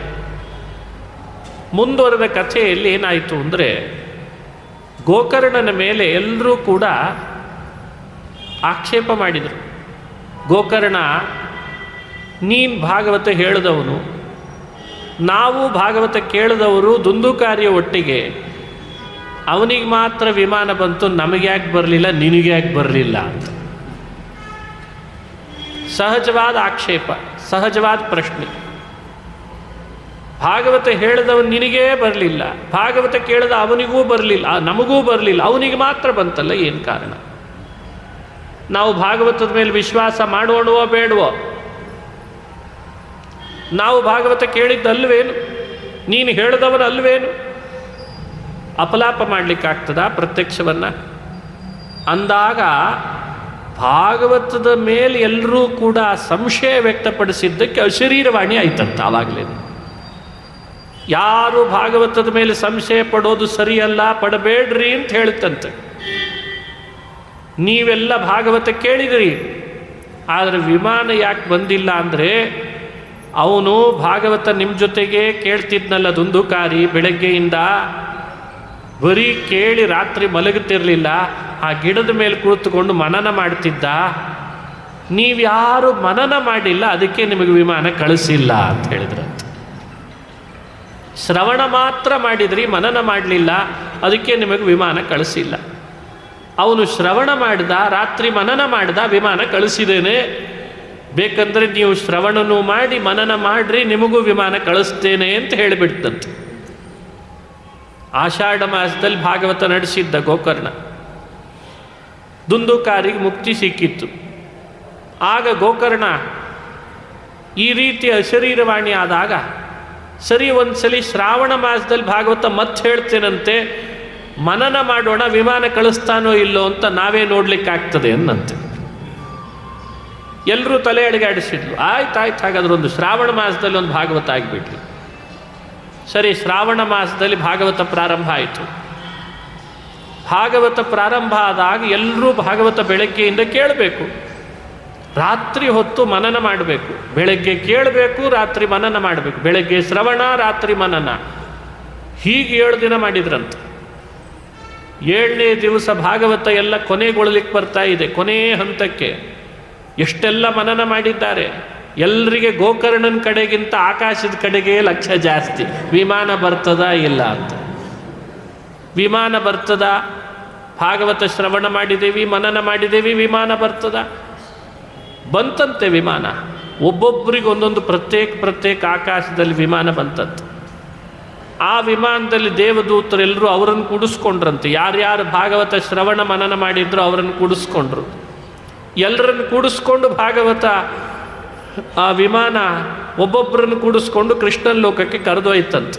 ಈಗಲಾದರೂ ಹೇಳ್ರಿ, ಭಾಗವತ ಶ್ರವಣ ಮನನ ಮಾಡಿದರೆ ವಿಮಾನ ಬರಲ್ಲ ಅಂದ್ಕೊಳ್ಬೇಡ್ರಿ, ವಿಮಾನ ಬರ್ತದೆ ಅಂತ ಹೇಳ್ರಿ. ಹೀಗೆ ಶ್ರಾವಣ ಮಾಸದಲ್ಲಿ ಭಾಗವತ ನಡೆದರ ಮಹಿಮೆಯನ್ನು ಪದ್ಮಪುರಾಣ ಉಲ್ಲೇಖ ಮಾಡ್ತದೆ. ಕಾರ್ತೀಕ ಮಾಸದಲ್ಲಿ ಭಾಗವತವನ್ನು ಹೇಳಿದ್ದು ಸನತ್ ಕುಮಾರರು. ಶ್ರಾವಣ ಮಾಸ ಆಷಾಢ ಮಾಸದಲ್ಲಿ ಭಾಗವತವನ್ನು ಪ್ರವಚನ ಮಾಡಿದ್ದು ಗೋಕರ್ಣ. ಭಾದ್ರಪದ ಮಾಸದಲ್ಲಿ ಭಾಗವತವನ್ನು ಶ್ರವಣ ಮಾಡಿಸಿದ್ದು ಪರೀಕ್ಷಿತ್ ರಾಜನಿಗೆ ಶುಕಾಚಾರ್ಯರು ಅಂತ ಉಲ್ಲೇಖ ಮಾಡ್ತಾರೆ. ಎಷ್ಟು ಡೇಟ್ ವೈಸ್ ವ್ಯವಸ್ಥೆಗಳನ್ನು ಪುರಾಣಗಳಲ್ಲಿ ಹೇಳಿ ಇಟ್ಟಿದ್ದಾರೆ ವೇದವ್ಯಾಸರು, ಅದನ್ನು ನಾವಿಲ್ಲಿ ಅನುಸಂಧಾನ ಮಾಡಬೇಕು.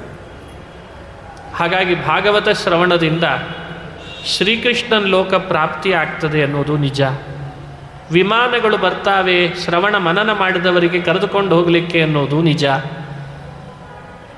ನಾವು ಅದಕ್ಕೆ ತಕ್ಕಂತೆ ಅಧ್ಯಯನ ಅಧ್ಯಾಪನ ಮಾಡಬೇಕು, ಅದರಲ್ಲಿ ವಿಶ್ವಾಸ ಇಡಬೇಕು ಅಂತನ್ನೋದು ನಿಜ.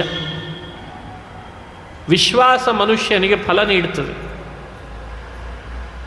ವಿಶ್ವಾಸ ಫಲದಾಯಕ ಅಂತಾರೆ. ಮನುಷ್ಯ ಎಷ್ಟು ಈ ಗ್ರಂಥಗಳ ಮೇಲೆ, ಅಧ್ಯಯನದ ಮೇಲೆ, ಹೇಳಿದಂತಹ ಆಚರಣೆಗಳ ಮೇಲೆ ವಿಶ್ವಾಸ ಇಡ್ತಾನೆ, ಅಷ್ಟಷ್ಟು ಅವು ಫಲ ಕೊಡಲಿಕ್ಕೆ ಸಾಧ್ಯ. ಮಂತ್ರಗಳನ್ನು ಬಾಯಿ ತುಂಬ ಹೇಳ್ತೇವೆ, ಮನಸ್ಸು ತುಂಬ ಹೇಳಿರಲ್ಲ. ಪುರಾಣಗಳನ್ನು ಬಾಯಿ ತುಂಬ ಹೇಳ್ತೇವೆ, ಮನಸ್ಸು ತುಂಬ ಹೇಳಿರಲ್ಲ. ಕೇಳಲ್ಲ, ಮನಸ್ಸು ತುಂಬ ಕೇಳಲ್ಲ. ಈ ಸಮಸ್ಯೆಗೆ ಪರಿಹಾರ ಯಾರು ಹೇಳಬೇಕು? ಭಾರತ ಭೂಮಿಯಲ್ಲಿ ಜನ್ಮ ತಳೆದಾಗಿನಿಂದ ಸಹಜವಾಗಿ ಭಗವಂತ ಪುರಾಣ, ಪುಣ್ಯಕಥೆ, ಕ್ಷೇತ್ರ, ತೀರ್ಥ, ದೇವರು, ಆಸ್ತಿಕತೆ ಎಲ್ಲ ಇನ್ಬಿಲ್ಟ್ ಆಗಿ ಇಟ್ಟಿರ್ತಾನಂತೆ. ನಾವು ಲೋಕದೊಳಗೆ ಲೌಕಿಕ ವ್ಯವಹಾರಗಳಲ್ಲಿ ನಮ್ಮನ್ನು ಹೆಚ್ಚು ತೊಡಗಿಸ್ಕೊಂಡು ಶಿಕ್ಷಣದ ಹೆಸರಿನಲ್ಲಿ, ಲೌಕಿಕ ಶಿಕ್ಷಣದಲ್ಲಿ ಹೆಚ್ಚು ನಮ್ಮನ್ನು ತೊಡಗಿಸ್ಕೊಂಡು ಸಹಜವಾಗಿದ್ದ ಒಳಗಿನ ಶ್ರದ್ಧೆ, ವಿಶ್ವಾಸದ ಆ ಬಳ್ಳಿಯನ್ನು ನಾವೇ ಬುಡದಿಂದ ಕಿತ್ತಾಕಿಬಿಡ್ತೀವಿ. ಯಾವಾಗಲೋ ಆಮೇಲೆ ಬಹಳ ದಿವಸ ಕಳೆದ ಮೇಲೆ ಪಶ್ಚಾತ್ತಾಪ ಆಗಿ, ಅಯ್ಯೋ ದೇವರು ಕೊಟ್ಟ ಆ ಬಳ್ಳಿ ಎಲ್ಲಿ ಹೋಯಿತು ಅಂತ ಹುಡುಕ್ಲಿಕ್ಕೆ ಶುರು ಮಾಡ್ತೀವಿ. ಮನೋಭೂಮಿಕೆಯಲ್ಲಿ ದೇವರು ಹುಟ್ಟಿನಿಂದ ಕೊಟ್ಟ ಆ ಅಪೂರ್ವ ಆಸ್ತಿಕವಾದ ಬಳ್ಳಿ, ಇಟ್ಸ್ ಎ ಫೇತ್. ಇದನ್ನು ಫೇತ್ ಅಂತ ಕರೀತಾರೆ. ಫೇತನ್ನು ಅಳಗಾಡಿಸ್ಕೊಂಡ್ರೆ ಸಹಜವಾದದ್ದನ್ನು ಕೆದರಿ ಅದನ್ನು ನಾವು ಬುಡಮೇಲು ಮಾಡಿ ಕಿತ್ತಾಕಿ, ಈಗ ನಮಗೆ ಇಲ್ಲ ಪುರಾಣ ಕೇಳಿಬಿಡೋಣ, ಮಹಾಭಾರತ ಕೇಳೋಣ, ಗುಡಿ ಗುಂಡಾರಗಳಿಗೆ ಓಡಾಡೋಣ, ತೀರ್ಥಗಳಲ್ಲಿ ಮುಳುಗೋಣ, ಒಂದ್ಸಲಿ ಮುಳುಗಿದ್ರೆ ಸಮಾಧಾನ ಆಗಲ್ಲ, ಇನ್ನೊಂದು ಸಲ ಮುಳುಗೋಣ, ಮತ್ತೆ ಮುಳುಗೋಣ, ಯೋಗಾಭ್ಯಾಸ ಮಾಡೋಣ, ಯೋಗದ ಶಿಬಿರಗಳಲ್ಲಿ ಪಾಲ್ಗೊಳ್ಳೋಣ. ಎಲ್ಲಿ ಹೋದ್ರಿ? ಒಳಗಡೆ ಸಹಜವಾಗಿ ದೇವರು ಕೊಡುಗೆಯಂತೆ, ಗಿಫ್ಟಿನಂತೆ, ಉಡುಗೊರೆಯಂತೆ ಕೊಟ್ಟ ಸಹಜವಾದ ಒಳಗಿನ ಆ ಬಳ್ಳಿಯನ್ನು ಹೂ ಬಿಡಿಸ್ಬೋದಾದ ಸಮಯದಲ್ಲಿ ಬಿಡಿಸ್ಲಿಲ್ಲ, ಬುಡಮೇಲೆ ಮಾಡಿ ಕಿತ್ತಿ ಕೆದರಿ ಹಾಕಿಬಿಟ್ರೆ ಅದು ಇನ್ನು ಹೇಗೆ ಬರಬೇಕು ಹೇಳ್ರಿ ನೋಡು. ಇದು ನಮ್ಮ ಸ್ಥಿತಿ ಆಗಿಬಿಡ್ತು. ಹೀಗಾದಾಗ ಪುರಾಣಗಳ ಏನು ಕೆಲಸ ಮಾಡ್ಯಾವು, ಮಹಾಭಾರತ ಏನು ಕೆಲಸ ಮಾಡ್ಯಾವು? ಆ ಸಮಸ್ಯೆಗೆ ನಾವು ಯಾರೂ ಕೂಡ ಹೋಗಬಾರ್ದು ಅಂತಾದರೆ ಆ ಬಳ್ಳಿ ದೇವರು ಸಹಜವಾಗಿ ಕೊಟ್ಟದ್ದಕ್ಕೆ ಶ್ರವಣದ ನೀರನ್ನು, ಮನನದ ಗೊಬ್ಬರವನ್ನು, ವೈರಾಗ್ಯದ ಔಷಧಿಯನ್ನು, ಒಳ್ಳೆಯ ಪರಿಸರವನ್ನು, ಸಜ್ಜನರ ಸಂಘ ಅನ್ನುವಂಥ ಅಪೂರ್ವವಾದ ಗಾಳಿಯನ್ನು ದೇವರು ಮನೋಭೂಮಿಯಲ್ಲಿ ದೇವರು ಕೊಟ್ಟ ಆಸ್ತಿಕ್ಯ ಅನ್ನೋ ಬಳ್ಳಿಗೆ ಹಾಕಿ ಆ ಆನಂದದ ಹೂವನ್ನು ಬಿಡಿಸುವ ಕಾರ್ಯ ನಮ್ಮಿಂದ ನಡಿಬೇಕು. ಅದೇ ಭಾಗವತ ಶ್ರವಣದ ಫಲ ಅಂತ ನಾವು ಅನುಸಂಧಾನ ಮಾಡಬೇಕು. ಭಾಗವತ ಶ್ರವಣ ಅಂದ್ರೆ ಅರ್ಥ ಏನು? ಇದೇ ಉದ್ದೇಶ. ಇದಕ್ಕೆ ಬೇರೆ ಬೇರೆಯವರ ಕಥೆಗಳು ಸಹಕಾರಿಯಾಗ್ತವೆ. ಈ ಉದ್ದೇಶದಿಂದ ಪದ್ಮಪುರಾಣದಲ್ಲಿ ಭಾಗವತ ಶ್ರವಣ ಮಾಡಿ ಹೃದಯದಲ್ಲಿ ದೇವರು ಕೊಟ್ಟ ಆ ಬಳ್ಳಿಯನ್ನು ಗಟ್ಟಿಯಾಗಿ ಮತ್ತೆ ಮತ್ತೆ ಬೇರೂರುವಂತೆ ಮಾಡಿಕೊಳ್ಳಿ, ಆ ಬಳ್ಳಿ ಹೂ ಬಿಡೋ ಹಾಗೆ ಮಾಡಿಕೊಳ್ಳ್ರಿ ಅನ್ನೋದೇ ಭಾಗವತದ ಉದ್ದೇಶ. ಶ್ರೀಮದ್ ಭಾಗವತ ಪುರಾಣವನ್ನು ರಚಿಸಿದವರು ವೇದವ್ಯಾಸರು. ಸತ್ಯವತಿ ಪರಾಶರರನ್ನು ನಿಮಿತ್ತ ಮಾಡಿಕೊಂಡು ಭೂಮಿಯಲ್ಲಿ ನಾರಾಯಣನೇ ಅವತಾರ ಮಾಡಿದ. ನಿಮ್ಮೆಲ್ಲರ ಭಾಗ್ಯ ವ್ಯಾಸ ನಾರಾಯಣನಾಗಿದ್ದಾನೆ ಅಂತನ್ನೋದು. ವ್ಯಾಸ ಅನ್ನೋದೊಂದು ಪದವಿ. ವೇದಗಳನ್ನು ವಿಭಾಗ ಮಾಡಿ ಲೋಕಕ್ಕೆ ಹಂಚ್ತಾನಾದ್ದರಿಂದ ಅವನಿಗೆ ವ್ಯಾಸ ಅಂತ ಹೆಸರು. ಈ ವ್ಯಾಸ ಅನ್ನೋ ಪೋಸ್ಟ್ನಲ್ಲಿ ಬೇರೆ ಬೇರೆ ಮನ್ವಂತರ ಯುಗಗಳಿಗೆ ಅನುಗುಣ ಬೇರೆ ಬೇರೆಯವರು ಕೂಡ್ತಾರಂತೆ. ಉದಾಹರಣೆಗೆ ಮುಂದೆ ಇದೇ ವ್ಯಾಸ ಅನ್ನೋ ಪದವಿಯಲ್ಲಿ ಮಹಾಭಾರತದಲ್ಲಿ ಕೇಳಿದ ಅಶ್ವತ್ಥಾಮನಿದ್ದಾನಲ್ಲ, ಅವನು ಅಲಂಕರಿಸ್ತಾನಂತ. ಆತ ವೇದಗಳನ್ನು ವಿಭಾಗ ಮಾಡಿ ಭೂಮಿಗೆಲ್ಲ ಮತ್ತೆ ಹೀಗಿದೆ ವೇದ ಅಂತ ಹಂಚಿಕೊಡ್ತಾನೆ. ಅದಕ್ಕೆ ವ್ಯಾಸ ಅಶ್ವತ್ಥಾಮನೂ ಆಗ್ತಾನೆ ಅಂತ. ವ್ಯಾಸ ಅನ್ನೋದೊಂದು ಪೋಸ್ಟ್. ನಿಮ್ಮೆಲ್ಲರ ಭಾಗ್ಯ ಏನು ಅಂದರೆ 28ನೇ ದ್ವಾಪರದ ಕೊನೆಯಲ್ಲಿ ಆ ವ್ಯಾಸ ಅನ್ನೋ ಪೋಸ್ಟನ್ನು ನಾರಾಯಣ ನಿಭಾಯಿಸಿದ. ಅದು ನಿಮ್ಮೆಲ್ಲರ ಭಾಗ್ಯ ಅಂತ ನಾವು ಚಿಂತನೆ ಮಾಡಬೇಕು. ಸ್ವತಃ ಆ ವೈಕುಂಠದ ನಾರಾಯಣ ಭೂಮಿಯಲ್ಲಿ 28ನೇ ದ್ವಾಪರದ ಕೊನೆಯಲ್ಲಿ, ಅದು ಪ್ರಾರಂಭದಲ್ಲೆಲ್ಲ ಕೊನೆಯಲ್ಲಿ, ಕೃಷ್ಣಾವತಾರಕ್ಕಿಂತ ಸ್ವಲ್ಪ ಪೂರ್ವ ಭೂಮಿಯಲ್ಲಿ ಅವತಾರ ಮಾಡಿ ವ್ಯಾಸನಾಗಿ ವೇದಗಳನ್ನು ವಿಭಾಗ ಮಾಡಿ ಮಹಾಭಾರತವನ್ನು ರಚಿಸಿ ಬ್ರಹ್ಮಸೂತ್ರಗಳನ್ನು ರಚನೆ ಮಾಡಿ ಭಾಗವತಾದಿ ಪುರಾಣಗಳನ್ನು ಜನಸಾಮಾನ್ಯರಲ್ಲಿ ಹೃದಯದಲ್ಲಿ ಭಕ್ತಿ ವೃದ್ಧಿಯಾಗಲಿ, ಜ್ಞಾನ ವೃದ್ಧಿಯಾಗಲಿ ಅಂತ ರಚನೆ ಮಾಡಿ ಕೊಟ್ಟಿದ್ದಾರೆ. ಇದು ಭಾಗವತದ ಮಹತ್ವ. ಭಾಗವತದ ರಚನೆಯ ಹಿನ್ನೆಲೆಯನ್ನು ಚೆನ್ನಾಗಿ ನಾವು ಅನುಸಂಧಾನ ಮಾಡಬೇಕು. ಒಬ್ಬ ಹಿರಿಯರು ಹೇಳಿಕೊಡ್ತಾರೆ, ನಾರಾಯಣ ವೇದವ್ಯಾಸನಾದ್ನಲ್ಲ, ವ್ಯಾಸರ ಹೃದಯವೇ ಕ್ಷೀರಸಾಗರ. ಕ್ಷೀರಸಾಗರವನ್ನು ಮಥಿಸಿದರೆ, ಮೇರು ಪರ್ವತ ಇಟ್ಟು ಕ್ಷೀರಸಾಗರವನ್ನು ಮಥಿಸಿದರೆ ಬಂದದ್ದು ಎಷ್ಟು ಸಂಪತ್ತು, ಎಷ್ಟು ಸಂಪತ್ತು. ಕ್ಷೀರಸಾಗರ ಮಥಿಸಿದಾಗಲ್ವೇ ಮಹಾಲಕ್ಷ್ಮಿ ಬಂದದ್ದು, ಅದನ್ನು ಮಥಿಸಿದಾಗಲ್ವೇ ಪಾರಿಜಾತ ಬಂದದ್ದು, ಅದನ್ನು ಮಥಿಸಿದಾಗಲ್ವೇ ಅಮೃತ ಬಂದದ್ದು. ಹಾಗೆ ವ್ಯಾಸರ ಹೃದಯವೇ ಕ್ಷೀರಸಾಗರ. ನಮ್ಮ ನಿಮ್ಮೆಲ್ಲರ ಮೇಲೆ ವ್ಯಾಸ ಬಹಳ ಕರುಣೆಯನ್ನು ಇಟ್ಟಿದ್ದಾನೆ. ಎಷ್ಟು ಕರುಣೆ ಮಾಡಿದ್ದಾನೆ ಅಂದರೆ ಬೆಟ್ಟದಷ್ಟು ಕರುಣೆ ಇಟ್ಟಿದ್ದಾನೆ. ಆ ಬೆಟ್ಟವೇ ಮೇರು ಪರ್ವತ ಅಂತ ಭಾವಿಸ್ಬೇಕಂತ. ಕರುಣೆಯ ಮಂದರವನ್ನು ತನ್ನ ಹೃದಯ ಕ್ಷೀರಸಾಗರದಲ್ಲಿ ಇರಿಸಿ ಮಥಿಸಿದರೆ ವೇದಗಳೆಲ್ಲ ಲಕ್ಷ್ಮಿಯ ರೂಪದಲ್ಲಿ ಆವಿರ್ಭವಿಸಿದವು ಅಂತ ಭಾವಿಸ್ಬೇಕಂತ. ವೇದಗಳೆಲ್ಲ ಮಹಾಲಕ್ಷ್ಮಿ ಇದ್ದ ಹಾಗೆ. ಲಕ್ಷ್ಮಿ ಬೇರೆ ಅಲ್ಲ, ವೇದಗಳು ಬೇರೆ ಅಲ್ಲ. ಹಾಗಾಗಿ ನಮ್ಮ ಮನೆಗಳಲ್ಲಿ ವೇದದ ದಿನನಿತ್ಯ ಘೋಷಣ, ವೇದದ ಶ್ರವಣ, ಅಧ್ಯಯನ, ಅಧ್ಯಾಪನ ನಡೀತಿದೆ ಅಂದರೆ ಲಕ್ಷ್ಮಿ ಇದ್ದಾಳೆ ಅಂತ ಅರ್ಥ. ವೇದವನ್ನು ದ್ವೇಷಿಸಬೇಡ, ವೇದವನ್ನು ದೂಷಿಸಬೇಡ, ವೇದವನ್ನು ಬಿಡಬೇಡ. ವೇದ ಚೆನ್ನಾಗಿ ಕಾಪಾಡು, ನಿನ್ನ ಮನೆಯೊಳಗೆ ಲಕ್ಷ್ಮಿ ಇದ್ದಾಳೆ. ಇವತ್ತು ಬೇಡವಾದ ನಾದಗಳನ್ನೆಲ್ಲ ರಕ್ಷಣೆ ಮಾಡ್ತೇವೆ ಮನೆ ಒಳಗೆ. ಮನೆ ತುಂಬ ಕ್ಯಾಸೆಟ್ಗಳನ್ನು ಇಟ್ಟಿರ್ತೀವಿ. ಯಾವುದ್ರದ್ದು? ತುಂಬ ಓಲ್ಡ್ ಸಾಂಗ್ ಅಂತಂತಾರೆ. ಮತ್ತದಕ್ಕೆ ಓಲ್ಡ್ ಈಸ್ ಗೋಲ್ಡ್ ಅಲ್ವೇ ಅಂತಂತಾರೆ. ಮೊನ್ನೆ ಬಂದ ಕವಿಗಳು ಬೇರೆ ಬೇರೆ ಭಾಷೆಗಳಲ್ಲಿ ಒಂದು ರಾಗ, ಒಂದು ತಾಳ, ಅದು ಒಂದಿಷ್ಟು ಸಾಹಿತ್ಯ, ಅವುಗಳನ್ನು ಸೇರಿಸಿ ಮಾಡಿದ ಈ ಹಾಡೇ ನಿನ್ನ ಮನಸ್ಸನ್ನು ಇಷ್ಟು ಆಕರ್ಷಣೆ ಮಾಡುತ್ತದೆ ಅಂದರೆ ಯಾರೂ ರಚನೆ ಮಾಡದ ಅನಾದಿ ಅಪೌರುಷೇಯವಾದ ನೇರ ಭಗವಂತನ ಸ್ವರೂಪವನ್ನು ನಿನ್ನ ಹೃದಯದಲ್ಲಿ ಬಿತ್ತುವ ಆ ವೇದವಾಣಿಗೆ ಶಕ್ತಿ ಇಲ್ಲೇನಪ್ಪ. ಏನು ತಿಳಿದಿದೆ ವೇದಗಳು ಅಂದರೆ? ಎಷ್ಟು ಅದ್ಭುತ, ಏನು ಅದ್ಭುತ. ಕೇಳಿದರೆ ಮೈ ರೋಮಾಂಚನ ಆಗ್ತದೆ. ಸುಖ ಪ್ರಸವ ಆಗ್ತಾ ಇದೆ ವೇದ ಶ್ರವಣದಿಂದ. ರೋಗಗಳು ಪರಿಹಾರ ಆಗ್ತವೆ ವೇದದ ಶ್ರವಣದಿಂದ. ಮನಸ್ಸಿಗೆ ಬಂದಂತಹ ಅಭೀಷ್ಟಗಳನ್ನು ಪೂರ್ಣ ಮಾಡ್ತಾವೆ ವೇದಗಳ ಶ್ರವಣದಿಂದ. ವೇದ, ಅದರ ನಾದ, ಅದರಲ್ಲಿರುವ ಸ್ವರಗಳು, ಅವುಗಳ ಅರ್ಥದ ಅನುಸಂಧಾನ ಜಗತ್ತಿನಲ್ಲಿ ಇನ್ನೆಂದೂ ಬೆಳೆಯದ ಮರಗಳು ಹೂ ಬಿಡುವಂತಾಗ್ತವೆ, ಬರಡು ಭೂಮಿಯಲ್ಲಿ ಬೆಳೆ ಬೆಳೆಯುವಂತಾಗ್ತದೆ, ಆಕಾಶದಲ್ಲಿ ಮೋಡ ಇಲ್ದಿದ್ರೆ ಮೋಡ ಬರುವಂತಾಗ್ತದೆ. ಅರೆ, ಎದುರುಗಡೆಗೆ ಬಂದ ವ್ಯಕ್ತಿ ಯಾರು, ಯಾಕೆ ಬಂದಿದ್ದಾನೆ ಅಂತ ತಿಳಿಯುವ ಶಕ್ತಿ ಇದೆ. ಜನ್ಮ ಜನ್ಮಗಳ ಪರಿವನ್ನು ಕೊಡುವ ಶಕ್ತಿ ವೇದಗಳಿಗಿದೆ.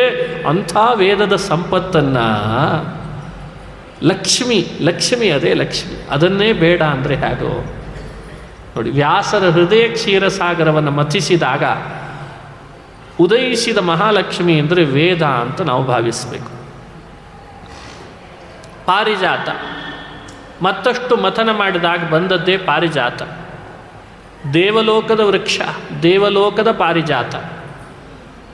ವ್ಯಾಸರ ಹೃದಯದಿಂದ ಬಂದ ಪಾರಿಜಾತ ಯಾವುದು? ಮಹಾಭಾರತವೇ ಪಾರಿಜಾತ ಅಂತಂತಾರೆ. ಇತಯೇವ ಪುರಾಣ ಗೌರಗೌ ಸಮಹಾಭಾರತ ಪಾರಿಜಾತಕೇ. ಪಾರಿಜಾತ ಅಂದರೆ ಅದು ದೇವಲೋಕದ ವೃಕ್ಷ, ದೇವಲೋಕದ ಹೂವು, ದೇವರಿಗೆ ಬಹಳ ಪ್ರಿಯಕರವಾದ ಹೂವು, ಸುಗಂಧ ಸುರಸೋಪೇತವಾದ ಹೂವು, ಎಂಥವರನ್ನು ತನ್ನ ರೂಪದಿಂದ ತನ್ನೆಡೆಗೆ ಆಕರ್ಷಿಸುವಂತಹ ಹೂವು, ಅದು ಪಾರಿಜಾತ. ಆ ಪಾರಿಜಾತ ಬೇರೆ ಅಲ್ಲ, ವ್ಯಾಸರ ಹೃದಯ ಕ್ಷೀರಸಾಗರದಿಂದ ಹೊರಹೊಮ್ಮಿದಂತಹ ಮಹಾಭಾರತ ಪಾರಿಜಾತ ಬೇರೆ ಅಲ್ಲ ಅಂತಂತಾರೆ. ಕೇಳಬೇಕು, ಹೇಳಬೇಕು, ನೋಡಬೇಕು, ಅಧ್ಯಯನ ಮಾಡಬೇಕು, ತಿಳಿಬೇಕು, ವಿಮರ್ಶಿಸಬೇಕು, ಇನ್ನೂ ತಿಳಿಬೇಕು, ಇನ್ನೂ ಕೇಳಬೇಕು ಅಂತ ನಾವೇನಾದರೂ ಮನಸ್ಸು ಮಾಡಿದರೆ ಮಹಾಭಾರತವನ್ನು ನೋಡಬೇಕಂತ. ಏನಿಲ್ಲ, ಇಲ್ಲಿಲ್ವಾ? ಹಾಗಾದ್ರೆ ಅದು ಎಲ್ಲೂ ಇಲ್ಲ. ಎಲ್ಲೂ ಇಲ್ವಾ? ಹಾಗಾದರೆ ಇಲ್ಲೂ ಇಲ್ಲ ಅಷ್ಟೇ. ಯದಿಹಾಸ್ತಿ ತದನ್ಯತ್ರ ಯನ್ನೇಹಾಸ್ತಿ ನ ಕುತ್ರಚಿತ್. ಯದಿಹ ಅಸ್ತಿ, ಇಲ್ಲೇನದ ಮಹಾಭಾರತದಲ್ಲಿ ಅದೇ ಎಲ್ಲೆಡೆಯಲ್ಲಿ ಅದ ಅಂತ. ಎಲ್ಲೆಡೆ ಏನು ನೋಡ್ತಿದ್ದಿ ಅದೆಲ್ಲ ಮಹಾಭಾರತದಲ್ಲಿ ಅದ ಅಂತೆ. ಹಾಗಾದರೆ ಇಲ್ಲಿ ಇಲ್ಲದ್ದು ಎಲ್ಲೂ ಇಲ್ಲ, ಇದು ಮಹಾಭಾರತ ಅಂತಂತಾರೆ. ಯದಿಹಾಸ್ತಿ ತದನ್ಯತ್ರ. ಯಾವ ಮಹಾಭಾರತದ ನಾಮದ ವಿವರಣೆಯನ್ನು ಕೇಳಿದರೆ ನಮ್ಮ ಪಾಪ ಪರಿಹಾರ ಮಾಡಿಕೊಳ್ತೇವೆ. ಮಹತ್ವಾತ್ ಭಾರವತ್ವಾಚ್ಚ ಮಹಾಭಾರತ ಮುಚ್ಯತೆ ನಿರುಕ್ತಮಸ್ಯ ಯೋ ವೇದ. ಬರೀ ಮಹಾಭಾರತ ಅನ್ನೋ ಶಬ್ದದ ನಿರ್ವಚನವನ್ನು ಸರಿಯಾಗಿ ಅರ್ಥೈಸ್ಕೊಂಡ್ರೆ ಮನುಷ್ಯ ತನ್ನ ಪಾಪಗಳನ್ನು ಪರಿಹರಿಸ್ಕೊಳ್ಬಲ್ಲ.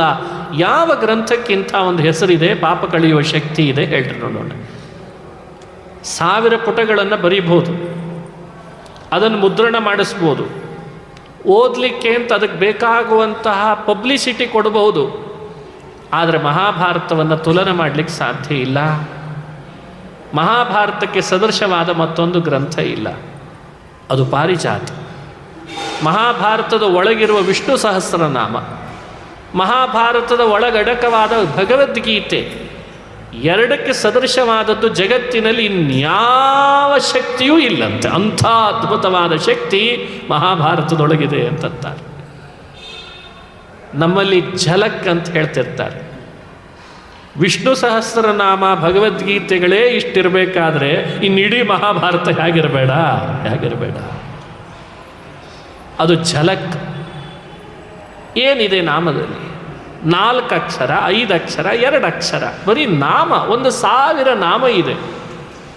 1000 ನಾಮವನ್ನು ದಿನನಿತ್ಯ ಹೇಳೋಣದ್ರಿಂದಲೇ ಮೈ ಒಳಗಿರುವಂತಹ 77,000 ನರ ನಾಡಿಗಳನ್ನು ಸರಿಪಡಿಸುವ ಶಕ್ತಿ ವಿಷ್ಣು ಸಹಸ್ರನಾಮಕ್ಕಿದೆ. ಅಂದರೆ ಅಂಥ ಸಹಸ್ರನಾಮವನ್ನು ಜಗತ್ತಿಗೆ ಕೊಟ್ಟ ಮಹಾಭಾರತದ ಸಂಪುಟ ಹೇಗಿರಬೇಡ ಯೋಚನೆ ಮಾಡಿ. ಇದು ಮಹಾಭಾರತ. ದೇವಲೋಕದ ಮನೆಗಳಲ್ಲಿ ಇಂದಿಗೂ ಮಹಾಭಾರತವನ್ನು ಬಿಡದೆ ದೇವಾನುದೇವತೆಗಳು ಒಂದೊಂದು ರೂಪದಿಂದ ಹೇಳುವ ಕೇಳುವ ಕೆಲಸ ಮಾಡ್ತಾರೆ. ಅಂದರೆ ಮಹಾಭಾರತದ ಶಕ್ತಿ ಎಷ್ಟು! ವೇದಾದಪಿ ಪರಂ ಚಕ್ರೆ ಮಹಾಭಾರತಮುತ್ತಮಂ. ವೇದಕ್ಕಿಂತ ಅಪೂರ್ವವಾದ ಗ್ರಂಥ ಅಂದರೆ ಅದು ಮಹಾಭಾರತ. ಅಂಥ ಮಹಾಭಾರತವನ್ನು ನಮಗೋಸ್ಕರ ಅಂತ ವ್ಯಾಸರು ರಚನೆ ಮಾಡಿ ಕೊಟ್ಟಿದ್ದಾರೆ. ನೀತಿ ಇದೆ, ಧರ್ಮ ಇದೆ, ಮೋಕ್ಷ ಇದೆ, ಅರ್ಥ ಇದೆ, ಕಾಮ ಇದೆ, ಎಲ್ಲ ಇದೆ. ಏನಿಲ್ಲ ಹೇಳು, ನಿನಗೇನಿಲ್ಲ, ನಿನಗೇನು ಬೇಕು ಕೇಳೋ, ನಾ ಕೊಡ್ತೇನೆ ಅಂತ ವೇದವ್ಯಾಸರು ಮಹಾಭಾರತದ ರೂಪದಲ್ಲಿ ನಮ್ಮ ಮುಂದೆ ನಿಂತಿದ್ದಾರೆ ಅಷ್ಟೇ. ಇದು ಮಹಾಭಾರತ, ಅದು ಪಾರಿಜಾತ.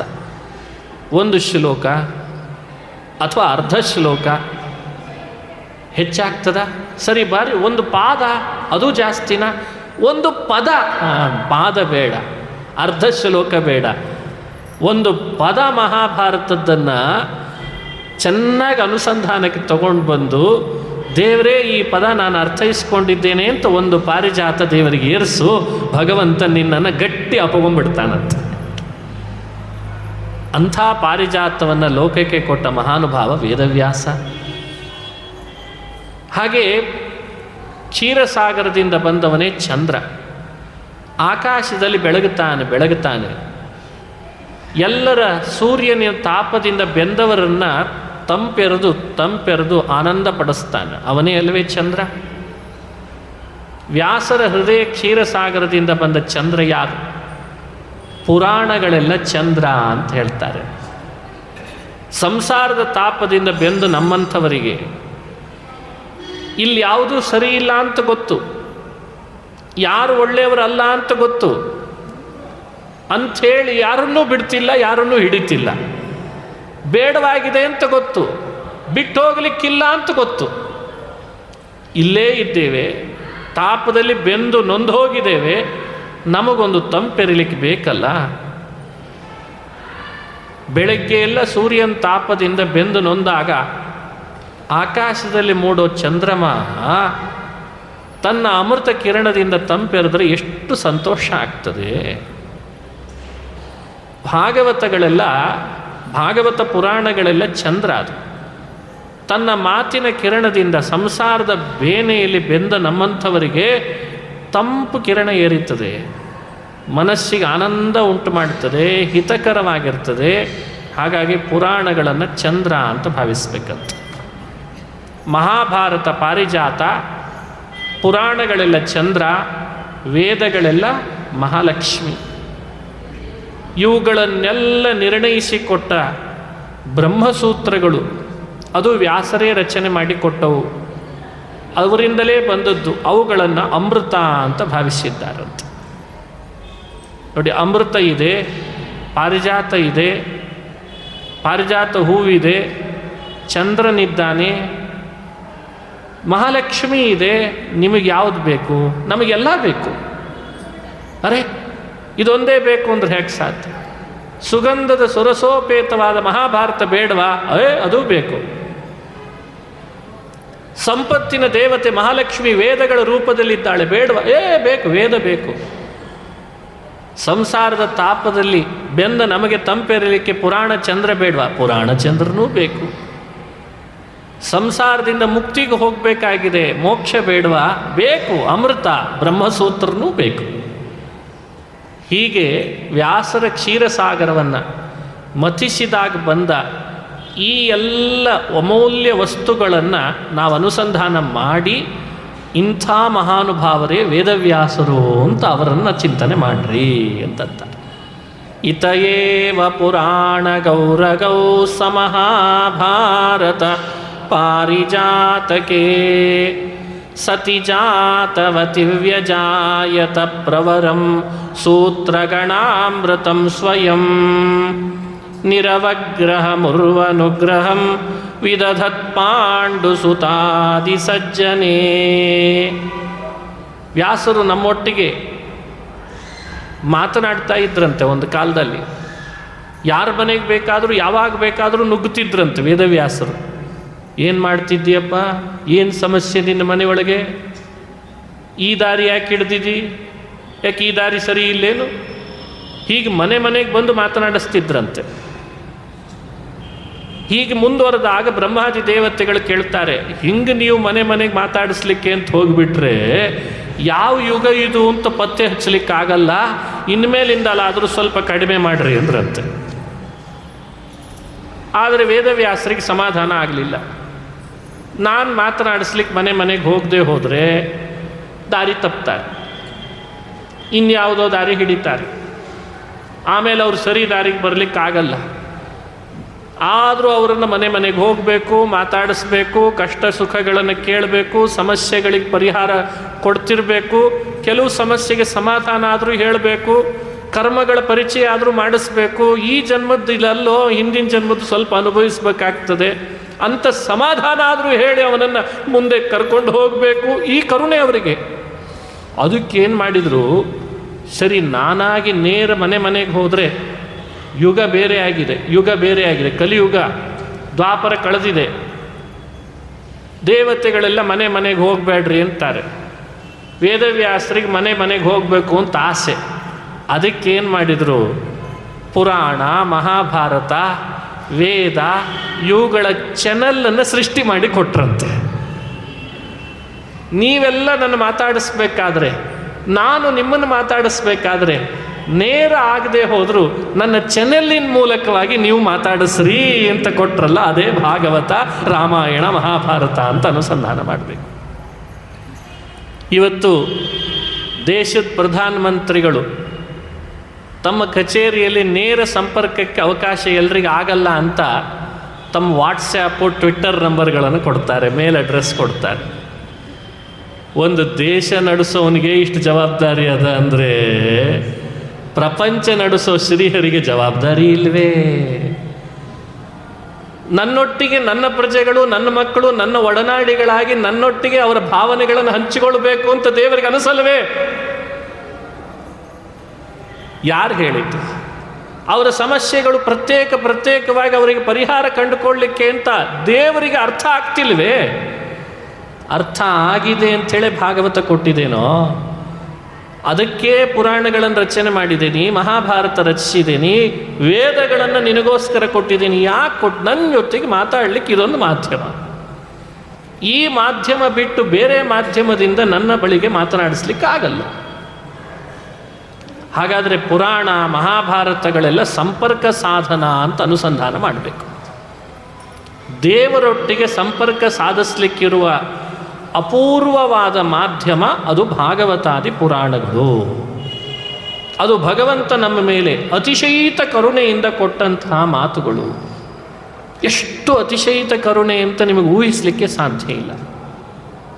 ಅಂಥ ಭಾಗವತ ಪುರಾಣ, ಅದನ್ನು ನಾವು ಶ್ರವಣ ಮಾಡುವ, ಮನನ ಮಾಡುವ ಅರ್ಹತೆ ಪಡ್ಕೊಂಡು ನಾವು ಅದರಲ್ಲಿ ಶ್ರವಣ, ಅಧ್ಯಯನ, ಮನನದಲ್ಲಿ ತೊಡಗಲಿಲ್ಲ ಅಂದರೆ ನಮಗೆ ನಾವು ವಂಚನೆ ಮಾಡಿಕೊಂಡ್ವಿ ಅಂತ ಹೇಳಬೇಕೋ, ಅಥವಾ ಕಲಿಯುಗ ಸರಿ ಇಲ್ಲ ನೋಡ್ರಿ ಅಂತ ಕಲಿಯುಗದ ಮೇಲೆ ಹಾಕಬೇಕೋ, ಅಥವಾ ನಮ್ಮ ಪರಿವಾರದ ಸದಸ್ಯರು ನಮಗೆ ಇದಕ್ಕೆ ಸಪೋರ್ಟ್ ಮಾಡಲ್ಲ ನೋಡ್ರಿ ಅಂತ ಅವ್ರ ಮೇಲೆ ಹಾಕಬೇಕೋ, ಅಥವಾ ವಯಸ್ಸು ಜಾಸ್ತಿ ಆಗಿಬಿಡ್ತು, ಮೊದಲೇ ಹೇಳಿದರೆ ನಾವು ಬಂದುಬಿಡ್ತಿದ್ವಿ ಆಚಾರ್ಯರೇ, ಸ್ವಲ್ಪ ತಡವಾಗಿ ಹೇಳಿದ್ರಿ ಅಂತ ವಯಸ್ಸಿನ ಮೇಲೆ ಹಾಕಬೇಕೋ, ಅಥವಾ ಗಳಿಸಿದ ಹಣದಲ್ಲಿ ಏನೋ ಸ್ವಲ್ಪ ಸಮಸ್ಯೆ ಆಗಿದೆ ಅಂತ ಹಣ ಇದ್ದಿದ್ರೆ ನಾ ಈ ಕೆಲಸ ಮಾಡ್ತಿದ್ದೆ ಅಂತ ಹಣದ ಮೇಲೆ ಹಾಕಬೇಕೋ.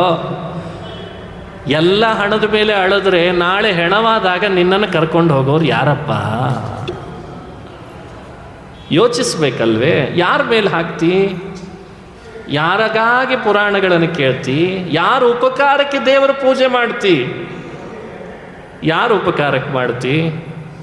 ನಿನ್ನ ಉಪಕಾರಕ್ಕಲ್ವೇ? ನಿನ್ನ ಆತ್ಮೋದ್ಧಾರಕ್ಕಲ್ವೇ? ನಿನ್ನನ್ನು ನೀನು ಉದ್ಧಾರ ಮಾಡಿಕೊಳ್ಳಿಕ್ಕೆ, ನಿನ್ನ ಬಗ್ಗೆ ನೀನು ಯೋಚಿಸಿ ದೇವರೊಟ್ಟಿಗೆ ನೀನು ಸಂಪರ್ಕ ಸಾಧಿಸದೆ ನಿನ್ನನ್ನು ನೀನು ವಂಚನೆ ಮಾಡಿಕೊಂಡ್ರೆ ಯಾರು ಹೊಣೆ? ಇದನ್ನು ಹೇಳಲಿಕ್ಕೆ ಭಾಗವತ ಬಂದಿದೆ. ಪಿಬಂತಿಯೇ ಭಗವತಾತ್ಮನಃ ಸತಾಂ ಕಥಾಮೃತಂ ಶ್ರವಣಪುಟೇಷು ಸಂಭೃತಂ ಪುನಂತಿ ತೇ ವಿಷಯ ವಿದೂಷಿತಾಶಯಂ ವ್ರಜಂತಿ ತಚ್ಚರಣ ಸರೋರುಹಾಂತಿಕಂ. ಭಗವತ ಆತ್ಮನಃ ಸತಾಂ, ಸತಾಂ ಸಕಾಶಾತ್ ಭಗವತ ಆತ್ಮನಃ ಕಥಾಮೃತಂ ಯೇ ಪಿಬಂತಿ. ಸಜ್ಜನರ ಮುಖಕಮಲದಿಂದ ಭಗವಂತನ ಕಥಾಮೃತವನ್ನು ಕಿವಿ ತುಂಬ ಯಾರು ಪಾನ ಮಾಡ್ತಾನೋ, ಆ ಪಾನ ಮಾಡುವವನಿಗೆ ಪರಮಾತ್ಮ ಅವನ ಮನಸ್ಸನ್ನು ನಿಚ್ಚಳಗೊಳಿಸ್ತಾನೆ, ಆನಂದಗೊಳಿಸ್ತಾನೆ, ಮರೆಸ್ತಾನೆ, ಸಮಸ್ಯೆಗಳನ್ನು ಮರೆಸ್ತಾನೆ, ಅವನಿಗೆ ಬೇಕಾದದ್ದನ್ನು ಕೊಡ್ತಾನೆ, ಅವನು ಹೋಗಬೇಕಾದ ದಾರಿಯನ್ನು ಸೂಚನೆ ಮಾಡ್ತಾನೆ, ಅಥವಾ ತಾನೇ ಕೈ ಹಿಡಿದು ಎಳ್ಕೊಂಡು ಹೋಗ್ತಾನೆ. ಎಷ್ಟೋ ತನಕ ಇಲ್ಲೇ ತಡವರಿಸ್ತಾ ಕೂತಿದ್ದಿ, ಬಾ ನಾನು ಕರ್ಕೊಂಡು ಹೋಗ್ತೀನಿ ಅಂತಂತಾನೆ. ನಾವು ಹಿಡಿಲಿಕ್ಕೆ ತಯಾರಿಲ್ಲ ಕೈಯನ್ನು. ಅಯ್ಯೋ ಇವನು ಯಾರೋ ಏನೋ, ನಮಗೂ ಗೊತ್ತೇ ಇಲ್ಲ, ನಮಗವನು ಬೇಡ, ನಾವು ಬೇಡೋ, ನಾನೇ ನಿನ್ನವ, ನಾನಿನ್ನವ ಅಂತ ಅವನಂತಾನೆ. ನಾನು ಅವನಲ್ಲ, ನೀನು ಅವನಲ್ಲ ಅಂತ ನಾವು ಅವನಿಗಂತೀವಿ. ಎಷ್ಟು ಸಲ ಹೇಳ್ತೀವಿ ಹಿಂಗೆ. ಭಾಗವತ ಎಷ್ಟು ಚೆನ್ನಾಗಿ, ಅದಕ್ಕೆ ಪದೇ ಪದೇ ಭಾಗವತದಲ್ಲಿ ಆತ್ಮ ಆತ್ಮ ಆತ್ಮ ಅಂತ ಶಬ್ದ ಆಡ್ತದೆ. ಆತ್ಮ ಶಬ್ದದ ರಹಸ್ಯ ಏನು? ಯಾಕೆ ಆತ್ಮ ಅನ್ನೋ ಶಬ್ದವನ್ನು ಉಪನಿಷತ್ತುಗಳು ಸಾರಿ ಸಾರಿ ಹೇಳಿದವು? ಏನದರ ಒಳಗಿನ ರಹಸ್ಯ? ಒಬ್ಬೊಬ್ಬ ವ್ಯಕ್ತಿ ಆತ್ಮ ಶಬ್ದವನ್ನು ಉಪನಿಷತ್ತು ಭಾಗವತಾದಿಗಳನ್ನು ಓದುವಾಗ ಅವನಿಗೆ ಎಚ್ಚರ ಬರಬೇಕಂತೆ. ನಾನು ಒಬ್ಬಂಟಿಗನಲ್ಲ, ನನ್ನನ್ನು ಒಬ್ಬನು ಒಳಗಡೆ ಹಿಡಿದವನಿದ್ದಾನೆ ಅನ್ನೋದೇ ಆತ್ಮ ಶಬ್ದದ ಅರ್ಥ. ನನ್ನ ಹಿಡಿದಿದ್ದಾನೆ ಆತ್ಮ ಅಂದರೆ ಅದೇ ಅರ್ಥ. ಯಾವತ್ತೂ ನಾವು ಒಬ್ಬರಲ್ಲ, ನಾವ್ಯಾವತ್ತೂ ಇಬ್ಬರಂತೆ. ಆದರೆ ಲೋಕಕ್ಕೆಲ್ಲ ಒಬ್ಬರಂತೆ ಕಾಣ್ತಿದ್ದೇವೆ. ಅದಕ್ಕೆ ಉಪನಿಷತ್ತುಗಳು ಆತ್ಮಶಬ್ದದಿಂದ ವಿವರಣೆ ಕೊಡ್ತಂತೆ. ನಮಗೊಂದು ಹೆದರಿಕೆ, ನನ್ನ ಯಾರು ಏನು ಮಾಡಿಬಿಡ್ತಾರೋ, ವಯಸ್ಸಾಗ್ತಾ ಬಂತು, ಇನ್ಯಾರು ನಮ್ಮನ್ನು ಕೇಳೋರಿಲ್ಲ, ಹೊರದೇಶದಲ್ಲಿ ನಮ್ಮದೆಲ್ಲ ಪರಿವಾರ ಸೇರಿ ಹೋಗಿ ಸೆಟ್ಲ್ ಆಗಿಬಿಟ್ಟಿದೆ, ಅಥವಾ ಇದ್ದು ದೇಶದಲ್ಲೂ ನಮ್ಮ ಹತ್ರ ಬರ್ತಾ ಇಲ್ಲ, ನಾವೊಬ್ಬನಾದೆ. ಈ ಭಯ ಪರಿಹಾರ ಮಾಡಲಿಕ್ಕೆ ಉಪನಿಷತ್ತುಗಳು ಒಬ್ಬನಲ್ಲುವೋ ನೀನು ಆತ್ಮ ಅಂತ ಹೇಳ್ತಂತೆ. ಸ ಆತ್ಮ ತತ್ವಮಸಿ ಶ್ವೇತಕೇತೋ, ನೀನು ಆತ್ಮ, ನಿನ್ನೊಳಗೆ ನಿನ್ನನ್ನೇ ಒಬ್ಬನು ಗಟ್ಟಿ ಹಿಡ್ಕೊಂಡವನಿದ್ದಾನೆ. ಅವನನ್ನು ಯಾಕೆ ಮರೀತಿ? ಅವನ್ನ ಯಾಕೆ ಬಿಡ್ತಿ? ನೀನು ಬೇಡ ಅಂದರೂ ಅವ ಬಿಡಲ್ಲ ಅಂತ ಕೂತಿದ್ದಾನೆ. ನೆಳಲ ನಂದದಲಿಪ್ಪ ಲಿಂಗಕ್ಕೆ ನೋಡಿ, ನೆರಳಿತ್ತು ಹಾಗೆ. ನಮ್ಮ ನೆರಳು ನಮ್ಮನ್ನು ನಾವು ಬರಬೇಡ ಅಂದ್ರೆ ಬಿಟ್ಟು ಹೋಗ್ತದ? ಅಥವಾ ಅದನ್ನೇನಾದರೂ ನಾವೇ ಗಟ್ಟಿ ಮನಸ್ಸು ಮಾಡಿ ಅದನ್ನು ಬೇರ್ಪಡಿಸಿ ದೂರ ಇಡ್ಲಿಕ್ಕಾಗ್ತದ? ಇಡ್ರಿ ನೋಡೋಣ. ದೇಹದ ನೆರಳನ್ನೇ ನಿಮ್ಮಿಂದ ಬೇರ್ಪಡಿಸ್ಲಿಕ್ಕಾಗ್ತಾ ಇಲ್ಲ. ಬಲವಂತವಾಗಿ ಬೇಡ ಅಂದರೆ ಬಿಡಲ್ಲ. ಕೈಯಿಂದ ಅದನ್ನು ಬೇರ್ಪಡಿಸ್ಲಿಕ್ಕಾಗಲ್ಲ. ನೆರಳೇ ಈ ಪರಿ ನಿಮ್ಮನ್ನು ಬೆನ್ನು ಹತ್ತಿದೆ ಅಂದರೆ ಇನ್ನು ಆ ಶ್ರೀಹರಿ ಭಗವಂತ ಬಿಂಬನಾಗಿ ಪ್ರತಿಬಿಂಬರಾದ ನಿಮ್ಮೆಲ್ಲರನ್ನ ನಮ್ಮೊಳಗೆ ಹಾಸು ಹೊಕ್ಕು ನಾವು ಬೇಡ ಅಂದರೆ ಬಿಟ್ಟೇವಾ ನಮ್ಮನ್ನು? ಬಿಟ್ಟೇನಾ ನಾನು ಅಂತಾನವ. ನೀನು ಬೇಡ ಅಂದರೆ ನಾ ಬಿಡ್ತೇನೇನೋ ಅಂತಾನೆ ಭಗವಂತ. ನಾ ಬರೋವನೇ, ನಿನ್ನ ಹಿಡಿಯೋವನೇ, ನಿನ್ನೊಟ್ಟಿಗೆ ಮಾತಾಡಿಸೋವನೇ, ನಿನ್ನ ಅಳಿಸೋವನು, ನಿನ್ನ ನಗಸೋವನು, ನಿನ್ನ ಛೇಡಿಸೋವನು. ನಿನ್ನ ಛೇಡಿಸ್ತೀನಿ, ನಿನ್ನ ಬೀಳಿಸ್ತೀನಿ. ಏನು ಮಾಡ್ತಿ ಅಂತ ಕೇಳ್ತೀನಿ. ಏನು ಮಾಡ್ತಿ? ಹುಟ್ಟಿಸ್ತೀನಿ, ಕೊಲ್ತೀನಿ, ಮತ್ತೆ ಹುಟ್ಟಿಸ್ತೀನಿ, ಸ್ಥಿತಿಗೆ ತರ್ತೀನಿ, ರಕ್ಷಣೆ ಮಾಡ್ತೀನಿ, ಬಟ್ಟೆ ಹಾಕಿಸ್ತೀನಿ, ಬಟ್ಟೆ ಕಳಚಿಸ್ತೀನಿ, ದುಃಖ ಕೊಡ್ತೀನಿ ಅಂತಾನೆ ಭಗವಂತ. ದುಃಖ ಕೊಡ್ತೀನಿ, ಸುಖ ಕೊಡ್ತೀನಿ. ನೀನು ಬೇಡ ಅಂದರೆ ನಾನು ಬಿಡೋನಲ್ಲ. ಈ ಅಂತರಾರ್ಥವನ್ನು ತಿಳಿಸ್ಲಿಕ್ಕೆ ಭಾಗವತಾದಿ ಪುರಾಣಗಳೆಲ್ಲ ಒಂದು ಉಸುರಿನಲ್ಲಿ ದೊಡ್ಡ ಧ್ವನಿ ತೆಗೆದು ನಮ್ಮ ಮುಂದೆ ನಿಂತಿದ್ದಾವಂತ. ಉದ್ಗೀರ್ಯಂತೆ ನಿಶಮ್ಯತಃ ವೈಕುಂಠಸ್ಯಾಖಿಲಂ ವೇದಾಃ ಉದ್ಗೀರ್ಯಂತೆ ನಿಶಮ್ಯತಃ. ಉಚ್ಚ ಧ್ವನಿಯಲ್ಲಿ ನಾನಿದ್ದೇನೆ ಇಂಥವೆಲ್ಲ ಉದ್ಗೀರ್ಣ ಮಾಡ್ತಾ ಇದ್ದಾವೆ.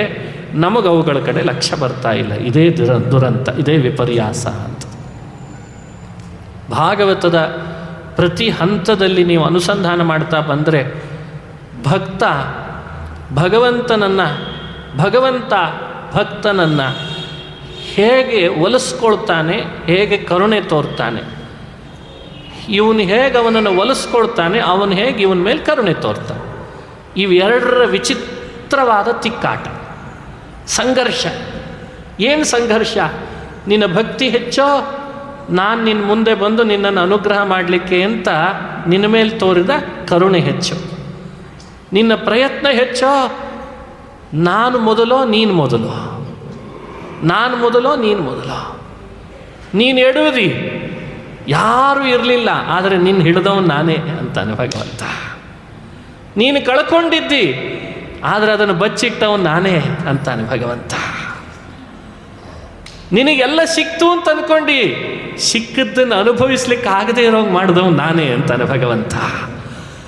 ಅರೆ, ನೀನು ಅನುಭವಿಸುವಾಗಲೂ ಕೂಡ ಅಯ್ಯೋ ಇನ್ನೂ ಬೇಕಾಗಿತ್ತು ಅಂತ ಅನಿಸ್ತಲ್ಲ, ಅದನ್ನು ಕೊಡದೇ ಇರೋ ಹಾಗೆ ಹಿಡಿದಿಟ್ಟವನೇ ನಾನು ಅಂತಾನೆ ಭಗವಂತ. ಅದೇ ಭಗವಂತ. ಪಥಿಚ್ಯುತಂ ತಿಷ್ಠತಿ ದಿಷ್ಟರಕ್ಷಿತಂ. ಪಥಿಚ್ಯುತಂ, ರಸ್ತೆಯಲ್ಲಿ ಬಿದ್ದ ಅಂತ ಅಂದ್ಕೊಳ್ತಾನೆ, ಇನ್ನೇನು ಸಿಗಲಾರ್ದು ನನಗೆ ಅದು ಅಂತ ಅಂದ್ಕೊಳ್ತಾನೆ. ಆದರೆ ಮತ್ತೆ ಹುಡುಕ್ಲಿಕ್ಕೆ ಹೋಗ್ತಾನೆ, ಅದು ಅಲ್ಲೇ ಬಿದ್ದಿತ್ತು. ಬಹಳ ಅಮೂಲ್ಯವಾದ ವಸ್ತು, ಯಾರೂ ತಗೊಂಡಿರಲ್ಲ. ಇವನೇ ಹಿಂದೆ ಹುಡುಕ್ಲಿಕ್ಕೆ ಹೋದ್ರೆ ಅದು ಅಲ್ಲೇ ಬಿದ್ದಿರ್ತದೆ. ಸಿಕ್ತಲ್ಲ ಅಂತಂತ. ಸಿಕ್ತಲ್ಲ ಅಲ್ಲೋ, ರಕ್ಷಿಸಿದವನು ಯಾರು ಹೇಳ? ಏನು ಕಂಪ್ಲೇಂಟ್ ಕೊಟ್ಟಿದ್ಯಾ? ಏಜೆನ್ಸಿಯವರಿಗೇನಾದರೂ ಹುಡುಕ್ಲಿಕ್ಕೆ ಹೇಳಿದ್ಯಾ? ನಿನಗೆ ತಾನಾಗೆ ಯಾಕೆ ಸಿಗ್ತದೋ?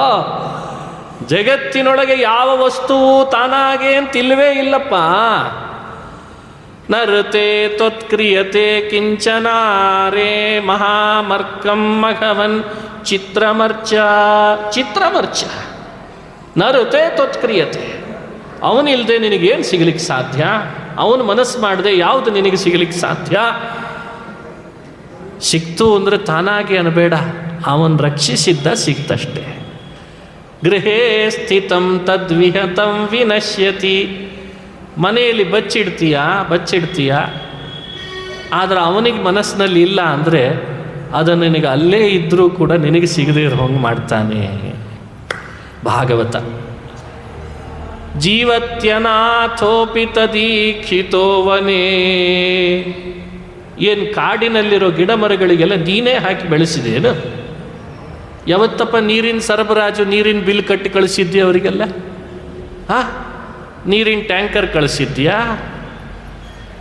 ಅಲ್ಲಿರುವ ಪ್ರಾಣಿಗಳಿಗೆ, ಪಶುಗಳಿಗೆ, ಜೀವ ಜಂತುಗಳಿಗೆ, ಭೂಮಿಯಲ್ಲಿರೋವುಗಳಿಗೆ, ಆಕಾಶದಲ್ಲಿ ಹಾರೋವುಗಳಿಗೆ, ಗಿಡ ಮರಗಳಲ್ಲಿ ಅಲ್ಲಲ್ಲಿ ತಮ್ಮದೇ ಗೂಡುಗಳನ್ನು ಕಟ್ಟಿಕೊಂಡಿರುವ ವಾಸ ಮಾಡಿರುವವರಿಗೆ ಆಹಾರವನ್ನು, ನೀರನ್ನು ನೀನು ವ್ಯವಸ್ಥೆ ಮಾಡಿದೇನೋ?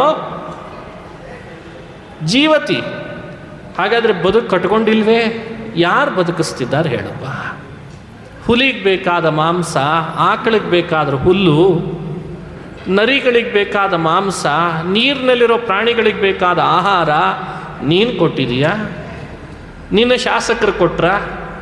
ಮೇಲ್ಮನೆ ಶಾಸಕರು ಕೊಟ್ರ? ಟ್ಯಾಕ್ಸ್ ಕಟ್ಟಿದ್ರ ಅವರೆಲ್ಲ ಬಂದು ನಿನಗೆ? ಯಾರು ಕೊಟ್ರ? ಜೀವತ್ಯನಾಥೋಪಿ ತದೀಕ್ಷಿತೋವನೆ. ಯಾರು ಏನು ವ್ಯವಸ್ಥೆ ಮಾಡಿದ್ದಾರೆ? ಬದುಕಲಿಲ್ವೇ?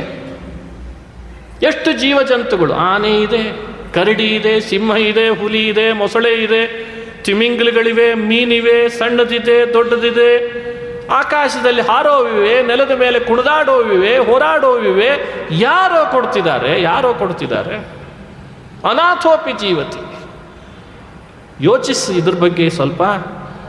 ಪ್ರಾಣಿಗಳದ್ದೇ ಇಷ್ಟು ಸುರಕ್ಷಿತವಾಗಿ ಸುಶಿಕ್ಷಿತವಾದ ರೀತಿಯಲ್ಲಿ ಶಾಸಕರಿಲ್ಲದೆ, ಮಂತ್ರಿಗಳಿಲ್ಲದೆ, ಮುಖ್ಯಮಂತ್ರಿಗಳಿಲ್ಲದೆ, ಪ್ರಧಾನಮಂತ್ರಿಗಳಿಲ್ಲದೆ, ಲಂಚಗೊಳ್ತನ ಇಲ್ಲದೆ, ತಲೆ ಒಡೆಯೋದು ಅಂತಿಲ್ಲದೆ, ಸುಳ್ಳು ಹೇಳದೆ, ಅನಾಥೋಪಿ ಯಾವ ಒಬ್ಬ ರಕ್ಷಕರೂ ಇಲ್ಲ ಅಂತ ಅನಿಸ್ಕೊಂಡ್ರು ಇಷ್ಟು ಬದುಕು ಕಟ್ಕೊಂಡಿದ್ದಾವಲ್ಲ ಆ ಕಾಡಿನಲ್ಲಿ, ಊಹಿಸ್ಲಿಕ್ಕೆ ಸಾಧ್ಯ ಇಲ್ಲ. ಅವುಗಳ ಮೇಲೆ ಅಷ್ಟು ಪ್ರೀತಿ ತೋರಿಸೋ ದೇವರಿಗೆ ನಿನ್ನ ಮೇಲೆ ತೋರಿಸದೆ ಇರ್ತಾನ ಅಂತದ್ದು ಭಾಗವತ. ಜೀವತ್ಯನಾಥೋಪಿ ತದೀಕ್ಷಿತೋ ವನೆ ಗೃಹೇಪಿ ಗುಪ್ತೋಸ್ಯ ನತೋ ಜೀವತಿ ನ ಜೀವತಿ ಗೃಹೇಪಿ ಗುಪ್ತಃ ಅಪಿ ನ ಜೀವತಿ. ಮನೆಯಲ್ಲಿ ಬಚ್ಚಿಟ್ಟುಕೊಂಡ್ರೆ ಬದುಕ್ತೇನೆ ಅಂದ್ಕೊಂಡಿದ್ದೀಯಾ? ಮನೆಯಲ್ಲಿ ಬಚ್ಚಿಟ್ಟುಕೊಂಡ್ರೆ ಸಾಕೆ, ಅವನ ಇಚ್ಛೆ ಬೇಕು ನಿನ್ನ ಬದುಕಿಗೆ. ಇದು ನೋಡಿ, ಭಕ್ತನಿಗೂ ಒಬ್ಬ ಭಗವಂತನಿಗೂ ಇರುವ ನಂಟಸ್ತಿಕೆ ಎಂಥದ್ದು, ಅವನ ರಕ್ಷಣೆ ಎಂಥದ್ದು, ಅವನು ನಮ್ಮೊಟ್ಟಿಗೆ ಎಷ್ಟರ ಪರಿಯಿಂದ ಇದ್ದಾನೆ, ಈ ತಿಳುವಳಿಕೆಯನ್ನು ತಂದುಕೊಡ್ಲಿಕ್ಕಿರುವ ಗ್ರಂಥವೇ ಶ್ರೀಮದ್ ಭಾಗವತ ಅಂತ ನಾವು ಅನುಸಂಧಾನ ಮಾಡಬೇಕು. ಅದು ಭಾಗವತ ಅಭಯ ಕೊಡುವ ಗ್ರಂಥ, ಭಯ ಪರಿಹರಿಸುವ ಗ್ರಂಥ, ದೈವವನ್ನು ಹೃದಯದಲ್ಲಿ ಬೇರೂರಿಸುವ ಗ್ರಂಥ.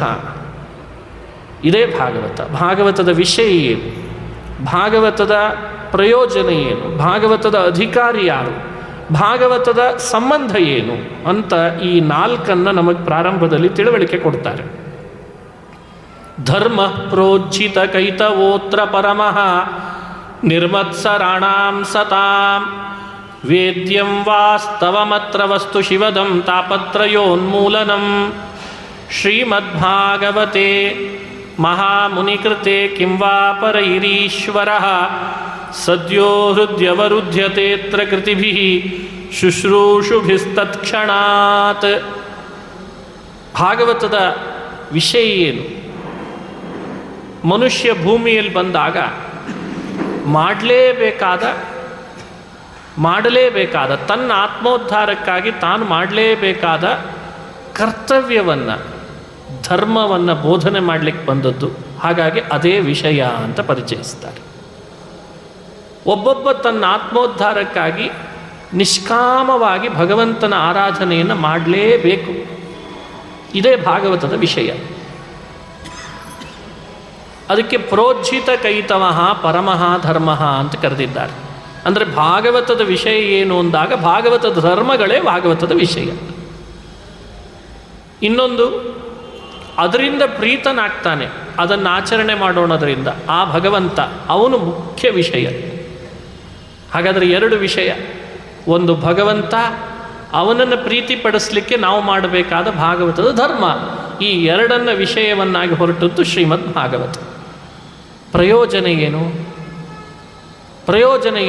ತಾಪತ್ರಯೋನ್ಮೂಲನಂ. ಮನುಷ್ಯ ಬೇಡ ಅಂದರು ಅಥವಾ ತನ್ನ ಶಕ್ತಿಯಿಂದ ಪರಿಹರಿಸ್ಕೊಳ್ತೀನಿ ಅಂತ ಹೊರಟರು, ಅದನ್ನು ಪರಿಹರಿಸ್ಕೊಳ್ಳಿಕ್ಕಾಗದೆ ಅವನನ್ನು ಬೆನ್ನತ್ತಿ ಕಾಡ್ತಾ ಇರುವ ಮೂರು ತಾಪಗಳು: ಆಧ್ಯಾತ್ಮಿಕ ತಾಪ, ಆದಿಭೌತಿಕ ತಾಪ, ಆದಿದೈವಿಕ ತಾಪ. ಮೂರೇ ಶಬ್ದಗಳಲ್ಲಿ ಎಲ್ಲ ತಾಪಗಳನ್ನು ಸೆರೆ ಹಿಡಿತಾರೆ. ಆದಿಭೌತಿಕ ತಾಪ ಮನುಷ್ಯನ ಅನುಭವದಲ್ಲಿ ಅನುಭವಿಸ್ತಾ ಇದ್ದಾನೆ, ಅವನಿಂದ ಅದನ್ನು ಅದನ್ನು ಕಿತ್ತೆಸಿಲಿಕ್ಕೆ ಆಗ್ತಾ ಇಲ್ಲ. ಭಾಗವತದ ಶಕ್ತಿ ಅದು. ತಾಪತ್ರಯೋನ್ಮೂಲನ, ಮೂರು ವಿಧವಾದ ತಾಪಗಳನ್ನು ಶ್ರೀಮದ್ ಭಾಗವತ ಪರಿಹರಿಸ್ತದೆ. ಇದು ಪ್ರಯೋಜನ. ವೇದ್ಯಂ ವಾಸ್ತವಮತ್ರ ವಸ್ತು ಶಿವದಂ. ವೇದ್ಯಂ, ಅವನೊಬ್ಬನಿದ್ದಾನೆ, ಅವನನ್ನು ತಿಳಿದೇ ಉಪಾಯನೇ ಇಲ್ಲ. ಅವನನ್ನು ತಿಳಿದ್ರೇ ಅವನು ಅನುಗ್ರಹಿಸೋದಂತೆ. ಅದೇ ವಿಶೇಷ. ಲೋಕದಲ್ಲಿ ಎರಡು ತರಹ. ಕೆಲವನ್ನ ತಿಳಿದ್ರೆ ಕಾರ್ಯಕಾರಿ, ಕೆಲವನ್ನ ತಿಳಿದೇ ಇದ್ರೂ ಕಾರ್ಯಕಾರಿ ಅಂತ. ತಿಳಿದ್ರಷ್ಟೇ ಫಲ ಕೊಡ್ತಾವೆ, ಅದಕ್ಕೆ ತಿಳಿದು ಫಲ ಕೊಡುವುದು. ಜ್ಞಾತ ಕಾರ್ಯಕಾರಿ, ಅಜ್ಞಾತ ಕಾರ್ಯಕಾರಿ ಅಂತ ಎರಡು ಥರ ವಿವರಣೆಯನ್ನು ಕೊಡ್ತಾರೆ ಶಾಸ್ತ್ರಗಳು. ನಾವು ತಿಳಿಬೇಕಿಲ್ಲ, ತಾನಾಗೆ ಕೆಲಸ ಮಾಡ್ತಾವೆ. ನೋಡಿ, ನಮಗೆ ಕಣ್ಣಿದೆ ಅಂತ ನಾವು ತಿಳಿದು ರೂಪವನ್ನು ನೋಡೋದಲ್ಲ. ಹಾಗಿದೆನಾ? ನಮಗೆ ಕಣ್ಣಿದೆ ಅಂತ ನಾವು ಪರಿಚಯ ಮಾಡ್ಕೊಳ್ಬೇಕೇನು? ನಮಗೆ ಕಿವಿ ಇದೆ ಅಂತ ನಾವು ತಿಳಿದ ಮೇಲೆ ಕಿವಿ ನಮಗೆ ಶಬ್ದದ ತಿಳುವಳಿಕೆ ಹುಟ್ಟಿಸ್ತದೆ ಅಂತಿಲ್ಲ.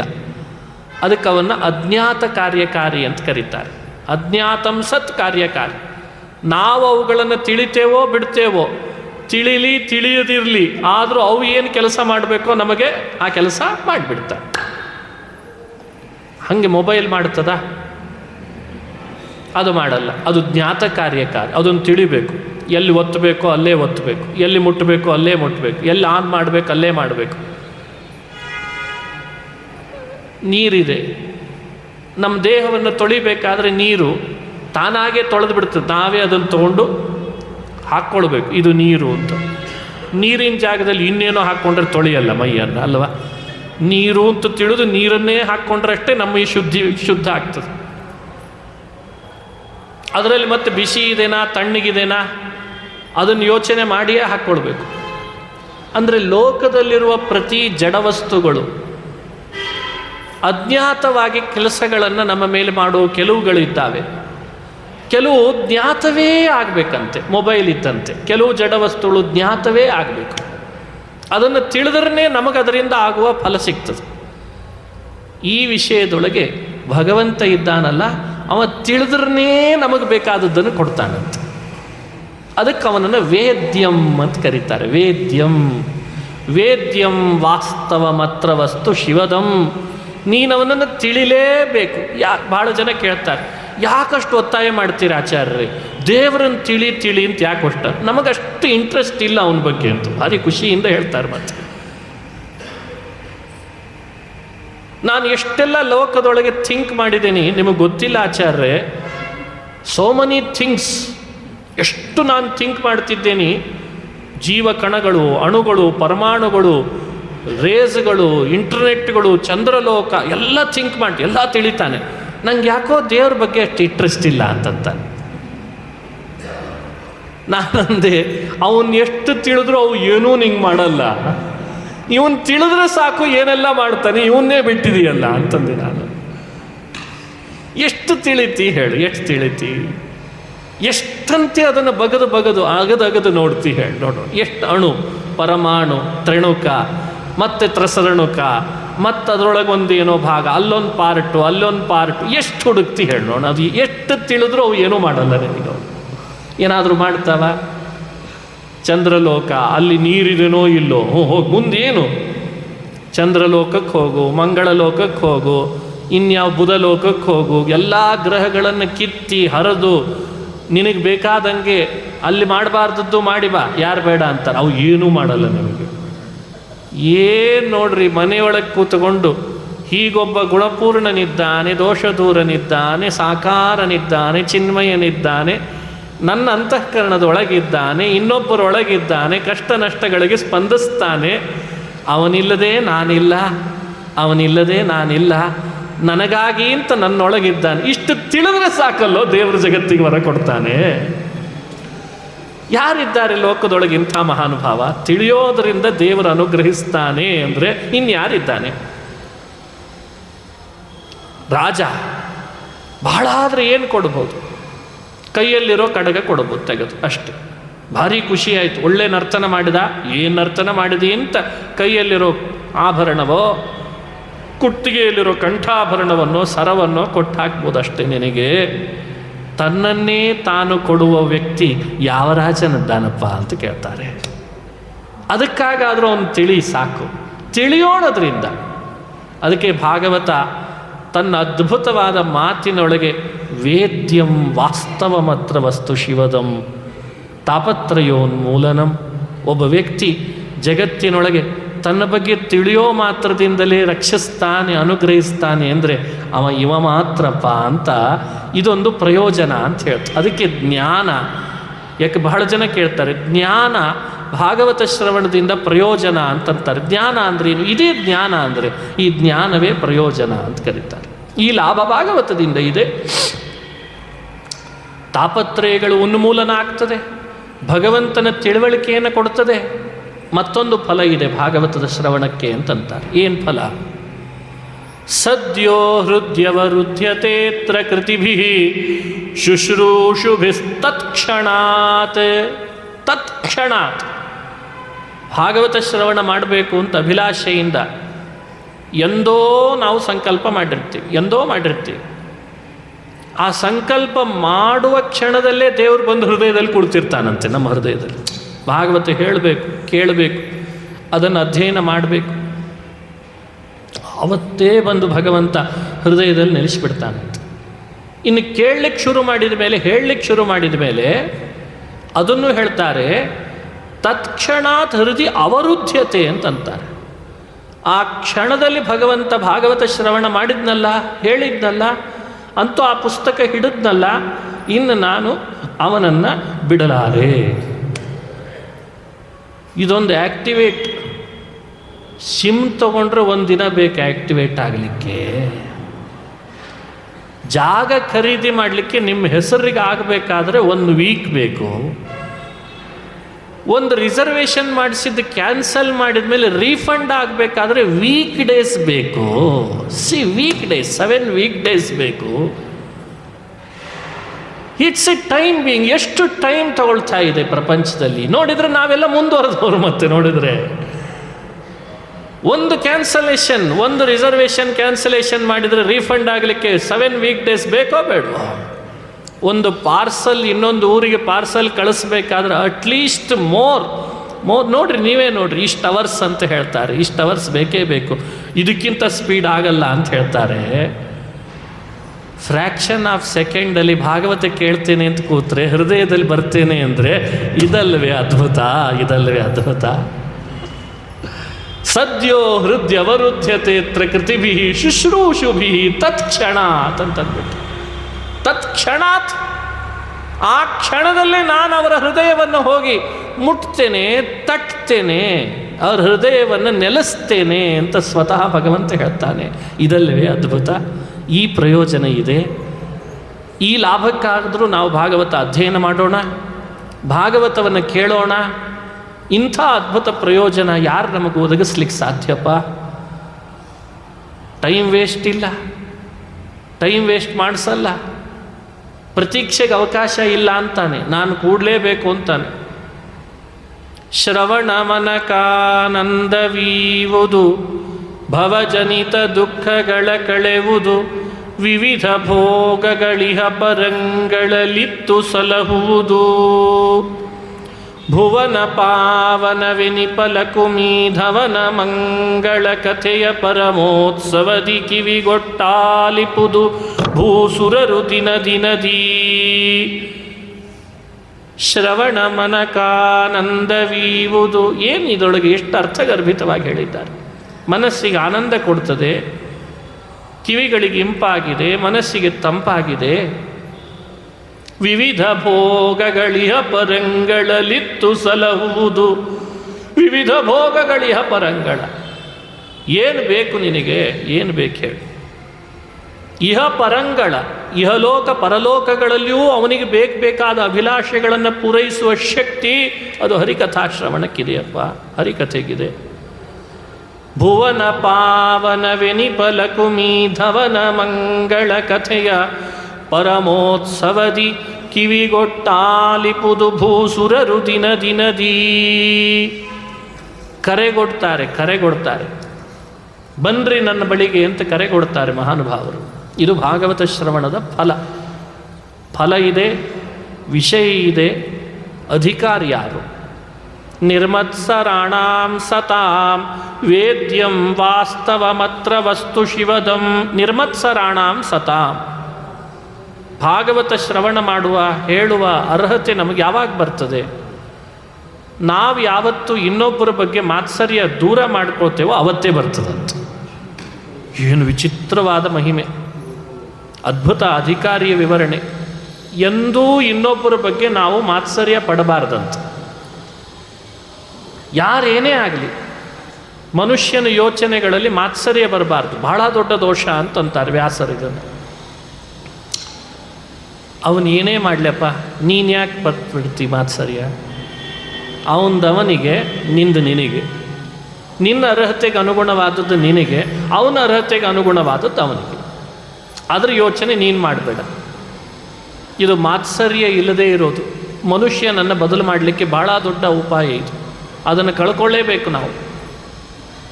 ನಿರ್ಮತ್ಸರಾಣಾಂ ಸತಾಂ. ಯಾವೊಬ್ಬ ವ್ಯಕ್ತಿಯ ಬಗ್ಗೆಯೂ ಮಾತ್ಸರ್ಯ ಬೇಡ. ಅವನ ಅರ್ಹ ಅಧಿಕಾರಿ ಭಾಗವತಕ್ಕೆ ಅಂತ ವಿವರಣೆ ಕೊಡ್ತಾರೆ. ಸ್ವಲ್ಪ ಚರ್ಚೆ ಮಾಡ್ತಾರೆ ಭಗವತ್ಪಾದರು. ಇತ್ತೀಚೆಗೆ ಈ ಥರದ ಶಬ್ದ ಬಹಳ ಕೇಳ್ತೀರಿ. ಯಾರ ಮೇಲೂ ಮಾತ್ಸರ್ಯ ಮಾಡಬೇಡಿ, ಯಾರನ್ನೂ ದ್ವೇಷ ಮಾಡಬೇಡಿ, ಯಾರ ಬಗ್ಗೆಯೂ ಆಡ್ಕೊಳ್ಬೇಡ್ರಿ, ಯಾರನ್ನೂ ಅನಬೇಡ್ರಿ. ಚೆನ್ನಾಗಿದೆ, ಕೇಳಲಿಕ್ಕೆ ಚೆನ್ನಾಗಿದೆ. ಮನುಷ್ಯ ಅದನ್ನು ಅಳವಡಿಸ್ಕೊಳ್ಬೇಕಾದದ್ದೇ. ಸ್ವಲ್ಪ ಚರ್ಚೆ ಮಾಡೋಣ. ಈಗ ಅರ್ಜುನನ ಕಥೆ ಕೇಳಿದ್ದೀವಿ. ಅರ್ಜುನ ಇದ್ದ. ಧನುರ್ಧಾರಿಗಳಲ್ಲಿ ನೀನೇ ಒಬ್ಬ, ಇನ್ಯಾರೂ ಇಲ್ಲ ಅಂತ ದ್ರೋಣಾಚಾರ್ಯರು ಅವನನ್ನು ತಯಾರು ಮಾಡಿ ಕಳಿಸಿದ್ರು. ಸಂದರ್ಭ ಹೀಗೆ ಬಂತು, ಅವನಿಗಿಂತ ಅದ್ಭುತ ಕೌಶಲವನ್ನು ಏಕಲವ್ಯ ಮೆರೆದ. ಒಂದು ನಾಯಿ ಇತ್ತಂತೆ ಧರ್ಮರಾಜಂದು, ಭಾರಿ ಬೊಗಳ್ತಿತ್ತಂಥದ್ದು. ಅದು ಬೊಗಳೋ ಶಬ್ದ ಇವನಿಗೆ ಮನಸ್ಸಿಗೆ ಹಿಂಸೆ ಆಯಿತು. ಏಕಲವ್ಯನಿಗೆ ಬಿಲ್ಲಿಗೆ ಬಾಣ ಹೂಡಿದ, ಬಿಟ್ಟ. ಅದಕ್ಕೆ ಹೇಗೆ ಬಿಟ್ಟಿದ್ದ? ಒಂದು ರಕ್ತದ ಹನಿ ಕೆಳಗೆ ಬಿದ್ದಿರಲಿಲ್ಲಂತೆ. ಬಾಯಿ ತುಂಬ ಬಾಣ ಬಿಟ್ಟಿದ್ದಾನೆ, ಒಂದು ರಕ್ತದ ಹನಿ ಭೂಮಿ ಮೇಲೆ ಬಿದ್ದಿಲ್ಲಂತೆ. ಆದರೆ ಬಾಯಿ ಮುಚ್ಚಲಿಕ್ಕಿಲ್ಲ, ಬಾಯಿ ತೆಗಿಲಿಕ್ಕಿಲ್ಲ. ತೆಗೆದದ್ದು ಬಾಯಿ ಒಳಗೆ ಬಾಣಗಳನ್ನು ಬಿಟ್ಟಿದ್ದಾನೆ, ಧ್ವನಿ ಬರಲಿಕ್ಕಿಲ್ಲ. ಹೊರಗಡೆ ಧ್ವನಿ ಬರ್ತಿಲ್ಲ. ಬಾಣಗಳನ್ನು ಪುಂಖಾನುಪುಂಖ ಬಿಟ್ಬಿಟ್ಟು ಒಳಗಡೆಯಲ್ಲಿ ನೆಟ್ಟಿದ್ದಾನೆ, ರಕ್ತ ಕೆಳಗೆ ಬಿದ್ದಿಲ್ಲ. ಹಂಗೆ ಬಂತಂಥದ್ದು. ಈ ಕೌಶಲ ನೋಡೇ ಅರ್ಧ ಅರ್ಜುನ ತಣ್ಣಗಾಗಿಬಿಟ್ಟ. ರೇ ನನಗೆ ಬರಲ್ಲಲ್ಲ ಈ ಕೌಶಲ, ಇದು ಯಾರು ಬಿಟ್ರಿ ಈ ಪರಿಬಾಣ? ನಾನು ನೋಡ್ಬೇಕವನ್ನ ಅಂತ ನೋಡ್ಲಿಕ್ಕೆ ಬಂದ. ನೋಡ್ತಾನೆ ಏಕಲವ್ಯ. ದ್ರೋಣಾಚಾರ್ಯರ ಪ್ರತಿಮೆ ಮಾಡಿ ಅವ್ರ ಪ್ರತಿಮೆ ಮುಂದೆ ತಾನು ಕೂತ್ಕೊಂಡು ಬಿಲ್ಲಿನ ಅಭ್ಯಾಸ ಮಾಡಿದ್ದಂತೆ. ಸರಿ, ದ್ರೋಣಾಚಾರ್ಯರಿಗೆ ಹೇಳ್ದ, ಆಚಾರ್ಯರೇ, ನೀವು ನನಗೆ ಮಾತು ಕೊಟ್ಟದ್ದೇನು, ಇಲ್ಲಿ ಏಕಲವ್ಯನಿಗೆ ಮಾಡಿದ್ದೇನು, ಇದು ಸರಿಯಲ್ಲ ಅಂತ ತಕರಾರು ತೆಗೆದ. ಏಕಲವ್ಯನ ಬಳಿಗೆ ದ್ರೋಣರು ಬಂದು, ನೋಡು, ನೀನು ಗುರುದಕ್ಷಿಣೆ ಕೊಡಬೇಕು ನನಗೆ. ಈ ರೀತಿ ಪಾಠ ಕಲಿತ ಮೇಲೆ ಗುರುದಕ್ಷಿಣೆ ಕೊಡದಿದ್ರೆ ಹೇಗಪ್ಪ? ದ್ರೋಣರ ಬಗ್ಗೆ ಏಕಲವ್ಯನಿಗಿದ್ದ ಭಕ್ತಿ ಎಷ್ಟು ನೋಡ್ರಿ. ಸತ್ಯ ಅಂದ ಅವನು. ನೀವೇ ಪಾಠ ಮಾಡಿದ್ದು ಅಂತ ಅವರ ಮೇಲೆ ವಿಶ್ವಾಸ ಇಟ್ಟು ಗುರುದಕ್ಷಿಣೆ ಕೊಡದಿದ್ರೆ ತಪ್ಪಾಗ್ತದೆ ನಂದು ಅಂತ ಏನು ಬೇಕಾದರೂ ಕೇಳ್ರಿ ಕೊಡ್ತೇನೆ ಅಂದರೆ ಹೆಬ್ಬೆರಳನ್ನು ಇಸ್ಕೊಂಡ್ಬಿಟ್ರಂತೆ. ಈ ಕಥೆ ಮಹಾಭಾರತದಲ್ಲಿ ಪ್ರಸಿದ್ಧ. ಪ್ರಸಂಗಕ್ಕೆ ಯಾಕೆ ಹೇಳಿದ್ದಿದನ್ನು ಅಂದರೆ, ಅರ್ಜುನನಂಥ ಒಬ್ಬ ಧನುರ್ಧಾರಿಗೆ ಏಕಲವ್ಯನಂಥ ಇನ್ನೊಬ್ಬ ಧನುರ್ಧಾರಿಯ ಬಗ್ಗೆ ಮತ್ತಷ್ಟು ಅವನು ಪ್ರೋತ್ಸಾಹ ಕೊಡಬೇಕಿತ್ತೋ ಏನೋ, ಅಸೂಯೆ ಮೆರೆದ್ಬಿಟ್ಟ, ಮಾತ್ಸರ್ಯ ಮೆರೆದ್ಬಿಟ್ಟ ಅಂದಾಗ ಅರ್ಜುನನ ಕ್ಯಾರೆಕ್ಟರ್ ಏನು ಹಾಗಾದರೆ? ಅರೆ, ಭಗವದ್ಗೀತೆ ಜಗತ್ತಿಗೆ ಕೊಟ್ಟದ್ದೇ ಅರ್ಜುನನ ಮೂಲಕ. ಶ್ರೀಕೃಷ್ಣ, ನೀನು ನನಗೆ ಪ್ರಿಯ, ನೀನು ನನ್ನ ಸಖ, ನೀನು ಹೇಳಿದಾಗ ನಾನು ಇರ್ತೇನೆ ಅರ್ಜುನ ಅಂತ ಅರ್ಜುನನ ಮೇಲೆ ಅಷ್ಟು ಪ್ರೀತಿ ವಾತ್ಸಲ್ಯ. ನೀನೆಷ್ಟು ದೊಡ್ಡ ವ್ಯಕ್ತಿ, ನೀನೊಬ್ಬ ಜ್ಞಾನಿಯಾಗು, ಯೋಗಿಯಾಗು ಅಂತ ಗೀತೆ ಉಪದೇಶ ಮಾಡಿದ್ನಲ್ಲ. ಆ ಅರ್ಜುನನ ಕಥೆಯನ್ನು ಮಹಾಭಾರತ ತಿಳಿಸ್ತು. ಏಕಲವ್ಯನ ಕಂಡ್ರೆ ಮಾತ್ಸರ್ಯ ಬಂತವನಿಗೆ ಅಂತ. ಹಾಗಾದರೆ ಈ ಕಥೆಯಲ್ಲಿ ಅರ್ಜುನನಂಥ ಒಬ್ಬ ದೊಡ್ಡ ವ್ಯಕ್ತಿಗೆ ಮಾತ್ಸರ್ಯ ಇತ್ತು ಅಂತ ಹೇಳಿ ಮಹಾಭಾರತ, ಮಾತ್ಸರ್ಯ ಪಡಬಾರ್ದು ಅಂತ ಭಾಗವತ, ಎರಡರ ವಿರೋಧ ಬರಲಿಲ್ವೇ? ಕಾಂಟ್ರಡಿಕ್ಟರಿ ಸ್ಟೇಟ್ಮೆಂಟ್ಸ್, ಇದು ವಿರುದ್ಧವಾದಂಥ ಅಂಶಗಳು ಅನಿಸಲ್ವೇ ನಮಗೆ? ಕಥೆ ಹೇಳುವಾಗ ಅರ್ಜುನನ ಕ್ಯಾರೆಕ್ಟರನ್ನು ಎಷ್ಟು ಪರಿಯಿಂದ ಬಣ್ಣಿಸಿ ಏಕಲವ್ಯನ ವಿಷಯ ಬಂದಾಗ ಮಾತ್ಸರ್ಯ ಹೇಳಿದರು. ಭಾಗವತಕ್ಕೆ ಅಧಿಕಾರಿಗಳು ಯಾರು ಅಂತ ವ್ಯಾಸರು ಹೇಳುವಾಗ ನಿರ್ಮತ್ಸರಾಣಾಂ ಸತಾಂ ವೇದ್ಯಂ ಅಂತ ಹೀಗೆ ಹೇಳಿದರು. ಇವುಗಳ ಸ್ಟಡಿ ಮಾಡದೇನೆ ಪುರಾಣವನ್ನು ಹೇಳುವಾಗ ಬಾಯಿ ತುಂಬ ಯಾವಾಗಲೂ ಏನು ಹೇಳ್ತಿರ್ತಾರೆ? ಅಧ್ಯಯನದ ಕೊರತೆ, ವಿಶಾಲವಾದ ಅಧ್ಯಯನ ಇಲ್ಲ, ಸರಿಯಾದ ರೀತಿ ಸಂಶೋಧನೆಗಳಿಲ್ಲ. ಹೇಳುವಾಗ ಯಾರ ಮೇಲೂ ಮಾತ್ಸರ್ಯ ಮಾಡಬೇಡಿ ಅಂತ ಹೇಳ್ತಾರೆ. ಅರೆ, ಅಧ್ಯಯನದ ಕೊರತೆ, ಅಧ್ಯಯನದ ಕೊರತೆ. ಸಾಮಾನ್ಯರಲ್ಲಿ ಅಧ್ಯಯನದ ಕೊರತೆ ಇದ್ದರೆ ತಪ್ಪಲ್ಲ. ಭಾಗವತ ಮಹಾಭಾರತಗಳನ್ನು ಜಗತ್ತಿಗೆ ಪ್ರೆಸೆಂಟ್ ಮಾಡೋನ ಅಧ್ಯಯನ ಕೊರತೆ ಇದೆಯಲ್ಲ, ಅದು ನೂರಾರು ಜನರನ್ನು ಹಾಳು ಮಾಡಿಬಿಡ್ತದಂತೆ. ಈ ಜವಾಬ್ದಾರಿ ಕೇಳುವ ನಮಗೆಲ್ಲ ಇರಬೇಕು. ಯಾಕಂದರೆ ಎಲ್ಲರೂ ಪುರಾಣ ಹೇಳ್ತೇನೆ, ಎಲ್ಲರೂ ಮಹಾಭಾರತ ಹೇಳ್ತೇನೆ, ಎಲ್ಲರೂ ವೇದಗಳನ್ನು ಹೇಳ್ತೇನೆ, ಸುಳಾದಿಗಳನ್ನು ಹೇಳ್ತೇನೆ ಅಂತ ಹೋದರೆ ಅವರ ಅಧ್ಯಯನದ ಕೊರತೆಯಿಂದ ಸಮಾಜದೊಳಗೆ ಈ ಥರದ ತಪ್ಪು ತಿಳುವಳಿಕೆಗಳು ಪ್ರೆಸೆಂಟ್ ಆಗ್ತವೆ. ಇದನ್ನು ವಿವೇಚನೆ ಮಾಡಿಕೊಳ್ಳಿಲ್ಲಲ್ಲ. ಈ ಯೋಚನೆಯಲ್ಲಿ ಒಂದು ರಹಸ್ಯ ಇದೆ. ಅದಕ್ಕೆ ಭಗವತ್ಪಾದರು ಭಾಗವತ ಗ್ರಂಥಕ್ಕೆ ವಿವರಣೆ ಕೊಡ್ತಾ ಅಂತಾರೆ, ಅರ್ಜುನನ ಕಥೆ ನಿಜ, ಮಾತ್ಸರ್ಯ ಪಟ್ಟದ್ದು ನಿಜವೇ, ಆದರೆ ಅರ್ಜುನ ಅಧಿಕಾರಿನೇ, ಅವನು ಉತ್ತಮ ಅಧಿಕಾರಿ ಅಂತಾರೆ. ಅವನು ಮಾಡೆಲ್. ಮುಂದೆ ಬಂದ ಜಗತ್ತಿನ ಎಲ್ಲ ಶ್ರೋತೃಗಳಿಗೂ ಆ್ಯಕ್ಚುಲಿ ಮಾಡೆಲ್ ಯಾರು ಅಂದರೆ ಅರ್ಜುನ ಅಂತ. ಮಹಾಭಾರತದ 18ರಲ್ಲಿ ಶ್ರವಣ ಮನನದ ಅಧಿಕಾರಿ ಮೂರ್ತಿಮತ್ತಾಗಿ ನಿಂತವನೇ ಯಾರು ಅಂತ ಹೇಳಿದ್ದಾರೆ? ಅರ್ಜುನನನ್ನಲ್ವೇ? ಏವಂ ಅಧ್ಯಾತ್ಮನಿಷ್ಠಂ ಈ ಭಾರತಂ ಪರಿಚಕ್ಷತೆ. ಸಮಗ್ರ ಮಹಾಭಾರತದ ಆಧ್ಯಾತ್ಮಿಕ ಅರ್ಥವನ್ನು ಹುಡುಕಲಿಕ್ಕೆ ಹೊರಟ್ರೆ ಶ್ರವಣ ಮನನಗಳ ಮೂರ್ತಿನೇ ಅರ್ಜುನ ಅಂತ ವಿವರಣೆ ಕೊಟ್ಟಿದ್ದಾರೆ. ಭಕ್ತಿ ಜ್ಞಾನ ವೈರಾಗ್ಯಗಳ ಮೂರ್ತಿನೇ ಭೀಮಸೇನ, 10ರ ಮೂರ್ತಿ ಭೀಮಸೇನ. ಧರ್ಮದ ಮೂರ್ತಿನೇ ಸಾಕಾರ ಯಮಧರ್ಮರಾಜ ಯುಧಿಷ್ಠಿರ. ಶ್ರವಣ ಮನನಗಳ ಮೂರ್ತಿನೇ ಯಾರು ಅಂತಂದಿದ್ದಾರೆ? ಅರ್ಜುನ. ಓ, ಅಂಥ ಅರ್ಜುನನ ಬಗ್ಗೆ ಮಾತ್ಸರ್ಯನ? ಅವನಿಗೆ ಮಾತ್ಸರ್ಯ ದೋಷ ಇತ್ತ? ಹಾಗಾದರೆ ಯೋಚಿಸ್ಬೇಕಲ್ಲ ನಾವು ನೀವು ಇದನ್ನು. ಅದಕ್ಕೆ ಭಗವತ್ಪಾದರಂತಾರೆ, ಈ ಪುರಾಣದಲ್ಲಿ ಅರ್ಜುನನ ಬಗ್ಗೆ ವಿವರಣೆ ಕೊಡುವಾಗ ಸ್ವಲ್ಪ ನಾವು ಯೋಚಿಸಬೇಕು. ನಮಗದರಲ್ಲಿ ತಿಳಿದುಕೊಳ್ಳುವ ಅಂಶ ಸಾಕಷ್ಟಿದೆ. ಏಕಲವ್ಯನ ವಿಷಯದಲ್ಲಿ ಅರ್ಜುನ ತೋರಿದ್ದು ಮಾತ್ಸರ್ಯ ಅವನೊಳಗೆ ಇರಲಿಲ್ಲ ಅಂತ ಹೇಳಲಿಲ್ಲ, ಇತ್ತು, ಆದರೆ ಅದು ದೋಷ ಅಲ್ಲ ಅಂತ ಹೇಳಿದ್ರಂತೆ. ಈ ವಿವೇಕ ಇರಬೇಕು. ಕೆಲವು ಮನುಷ್ಯನೊಳಗಿದ್ದರೂ ಯಾರ ಮೇಲಿದೆ ಅದನ್ನು ನೋಡಿ ಅದು ದೋಷ ಗುಣ ಆಗ್ತದಂತೆ. ಇದು ಥಿಂಕಿಂಗ್ ಬೇಕು ನಮಗೆ. ಅಂದರೆ ಅರ್ಥ, ಅಭಿಪ್ರಾಯ ಇಷ್ಟೇ. ಏಕಲವ್ಯ ಒಬ್ಬ ಅಸುರ, ಅವನು ಸೇರಿದ್ದು ಕೂಡ ಕೌರವ ಪಕ್ಷದಲ್ಲೇ. ಕೊನೆಗೆ ಅವನೊಳಗಿದ್ದ ಸ್ವಭಾವ ಅದು ದುಷ್ಟ ಸ್ವಭಾವ, ಲೋಕಕ್ಕೆ ಹಿತ ಆಗ್ತಿರಲಿಲ್ಲ. ಆತನಲ್ಲಿ ಸಾಕಷ್ಟು ಬೇರೆ ಬೇರೆ ಮಂತ್ರವಾದಿ ಶಕ್ತಿಗಳೂ ಇತ್ತಂತೆ. ಅದ್ರ ಬಗ್ಗೆ ವಿವರಣೆ ಮಹಾಭಾರತನೇ ಕೊಡ್ತದೆ. ಯಾವ ಮಹಾಭಾರತ ಏಕಲವ್ಯನ ಪಾತ್ರ ಪರಿಚಯ ಮಾಡಿಸ್ತದೋ ಅದೇ ಮಹಾಭಾರತ ಅವನು ಯಾವ್ಯಾವ ಪರ್ವತದ ಗುಹೆಗಳಲ್ಲಿ ಕೂತ್ಕೊಂಡು ಏನೆಲ್ಲ ಸಿದ್ಧಿ ಮಾಡ್ಕೊಳ್ತಿದ್ದ ಅನ್ನೋದ್ರ ವಿವರಣೆಯೂ ಕೊಡ್ತದೆ. ಅವನಿಗೆಷ್ಟು ಸ್ವಾರ್ಥ, ಅವನಿಗೆಷ್ಟು ಅಧಿಕಾರದ ಲಾಲಸೆ ಇತ್ತು, ಅವನ ಉದ್ದೇಶ ಏನು, ಅವನ ಬುದ್ಧಿ ಹೇಗೆ ಓಡ್ತಿತ್ತು, ಎಲ್ಲದರ ವಿವರಣೆ ಕೊಡ್ತದೆ. ಹಾಗಾಗಿ ಅರ್ಜುನ ಒಬ್ಬ ದುಷ್ಟನಿಗೆ ಇಂಥ ವಿದ್ಯೆಗಳು ಲೋಕಕ್ಕೆ ಮಾರಕ ಆಗ್ತದಲ್ಲ ಅನ್ನೋ ಭಾವನೆಯಲ್ಲಿ ನನಗೆ ಏನಾದರೂ ಮಾಡ್ರೆ ಅವನಿಗೆ ಆ ವಿದ್ಯೆ ಹೇಳಿಕೊಟ್ಟದ್ದು ಸರಿಯಲ್ಲ ಅಂತ ತಕರಾರು ತಗತ್ತಂತೆ. ಅದಕ್ಕೆ ಭಗವತ್ಪಾದರಂತಾರೆ, ಅಸತ್ಸು ಮಾತ್ಸರ್ಯಂ ನ ದೋಷಾಯ, ಸತ್ಸು ಮಾತ್ಸರ್ಯಂ ದೋಷಾಯ ಅಂತಂತ. ನೋಡಿ, ಈ ವಚನಗಳನ್ನು ನೆನಪಿಟ್ಟುಕೊಳ್ಬೇಕು. ಸಜ್ಜನರಲ್ಲಿ ನಾವು ಮಾಡುವ ಮಾತ್ಸರ್ಯ ನಮಗದು ದೋಷಕ್ಕೆ ಕಾರಣ ಆಗ್ತದೆ.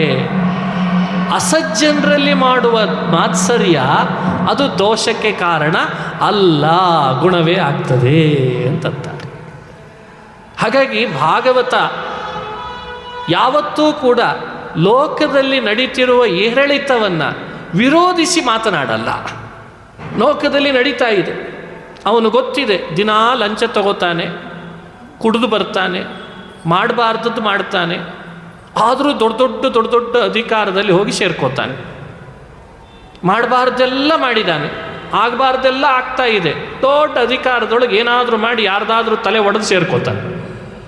ಈಗ ಮನುಷ್ಯನಿಗೆ ಸಜ್ಜನರಿಗೆ ಮಾತ್ಸರ್ಯ ಬಂದರೆ ದೋಷ ಅನ್ಬೇಕಾ? ಅವನ ಬಗ್ಗೆ ಪ್ರೊಟೆಸ್ಟ್ ಮಾಡುವ ಅಥವಾ ಮಾಡಲಿಕ್ಕೆ ದೇಹದ ಶಕ್ತಿ ಇಲ್ಲದೆ ಇದ್ರೂ ಮನಸ್ಸ ದೇವರೇ ಯಾಕೆ ಹೀಗೆ ಮಾಡಿದ್ದಿ ಅಂತ ದೇವರಲ್ಲಿ ಅವನ ಬಗ್ಗೆ ಇದು ಸರಿ ಇಲ್ಲ ಅಂತ ದೇವರ ಬಗ್ಗೆ ಹೇಳುವಾಗ ಅದು ಅಪರಾಧನ? ಇದು ಯೋಚಿಸಬೇಕು ಮನುಷ್ಯ. ಇದು ಸಹಜ ಸ್ಥಿತಿ. ಒಬ್ಬ ವ್ಯಕ್ತಿ ಇನ್ನೊಬ್ಬ ವ್ಯಕ್ತಿಯ ಬಗ್ಗೆ ಅವನೊಳಗೆ ಬೇಡವಾದದ್ದೆಲ್ಲವೂ ಇದ್ದೂ ಕೂಡ ಅವನ ಅಧಿಕಾರಶಾಹಿಯಾಗಿ ಮೆರಿತಾ ಇರುವಾಗ ಅದು ಸರಿಯಲ್ಲ ಅಂತ ಮಾನಸಿಕವಾಗಿ ನಾವು ಹೇಳ್ಕೊಳ್ಳೋದಿದೆಯಲ್ಲ, ಅಥವಾ ಅವನ ಬಗ್ಗೆ ಯಾಕೆ ಬೇಕಿತ್ತು ಇಷ್ಟು ಸಂಪತ್ತಿವನಿಗೆ, ಯಾಕೆ ಬೇಕಿತ್ತು ಇಂಥ ಅಧಿಕಾರ ಅಂತನ್ನೋದು ಈ ಮಾತ್ಸರ್ಯ ನಮ್ಮೊಳಗೆ ಬಂತು ಅಂತಂದರೆ ಇದು ದೋಷ ಅನ್ಬೇಕಾ? ನಮಗಾದರೂ ಕೊಟ್ಟಿದ್ರೆ ಸರಿ ಇರ್ತಿತ್ತೋ ಏನೋ ಪ್ರೋಷಃ ಅಂತಿರ್ತಾರೋ ಇಲ್ಲ ಮನುಷ್ಯ. ಅಂದರೆ ಲೋಕದ ಈ ವ್ಯವಸ್ಥೆಗೆ ಮೀರಿ ಭಾಗವತ ನಿಮ್ಮನ್ನು ನೀವು ಮಾರ್ಪಾಡು ಮಾಡಿಕೊಡ್ರಿ ಅಂತ ಹೇಳಲಿಲ್ಲ. ಅದು ಮಾತ್ಸರ್ಯ ಬೇಕು, ಮಾತ್ಸರ್ಯ ಬೇಕು, ಅಸೂಯೆ ಬೇಕು, ಕಾಮ ಬೇಕು, ಕ್ರೋಧ ಬೇಕು, ಲೋಭ ಬೇಕು, ಮೋಹ ಬೇಕು. ಎಲ್ಲಿ ಬೇಕು ಎಲ್ಲಿ ಬೇಡ ಅನ್ನೋ ವಿವೇಕದಿಂದ ಬೇಕು. ಅದೇ ಶ್ರೀಮದ್ ಭಾಗವತ ಅಂತ ಅನುಸಂಧಾನ ಮಾಡಬೇಕು. ಇದೊಂದು ಉಪಲಕ್ಷಣೆಯ. ಎಲ್ಲಿ ಬೇಕು ಎಲ್ಲಿ ಬೇಡ ಅನ್ನೋ ವಿವೇಕ ಬೇಕು. ಆವಾಗ ನಾವು ಅದನ್ನು ನಿಭಾಯಿಸುವ ಚಾಣಾಕ್ಷರಾಗಬೇಕು. ಇದನ್ನು ಭಾಗವತ ಹೇಳಿಕೊಡ್ತಿದೆ. ಈ ಚಾಣಾಕ್ಷತೆ ಯಾರಲ್ಲಿದೆಯೋ ಅವನು ನನ್ನ ಭಾಗವತಕ್ಕೆ ಅಧಿಕಾರಿ ಅಂತ ವೇದವ್ಯಾಸರು ನಿರ್ಮತ್ಸರಾಣಾಂ ಸತಾಂ ವೇದ್ಯಂ ವಾಸ್ತವಮತ್ರ ವಸ್ತು ಶಿವದಂ ತಾಪತ್ರಯೋನ್ಮೂಲನಂ ಶ್ರೀಮದ್ಭಾಗವತೆ ಮಹಾಮುನಿಕೃತೆ ಕಿಂ ವಾ ಪರೈರೀಶ್ವರಃ ಸದ್ಯೋ ಹೃದ್ಯವರುಧ್ಯತೇತ್ರ ಕೃತಿಭಿಃ ಶುಶ್ರೂಷುಭಿಸ್ತತ್ಕ್ಷಣಾತ್.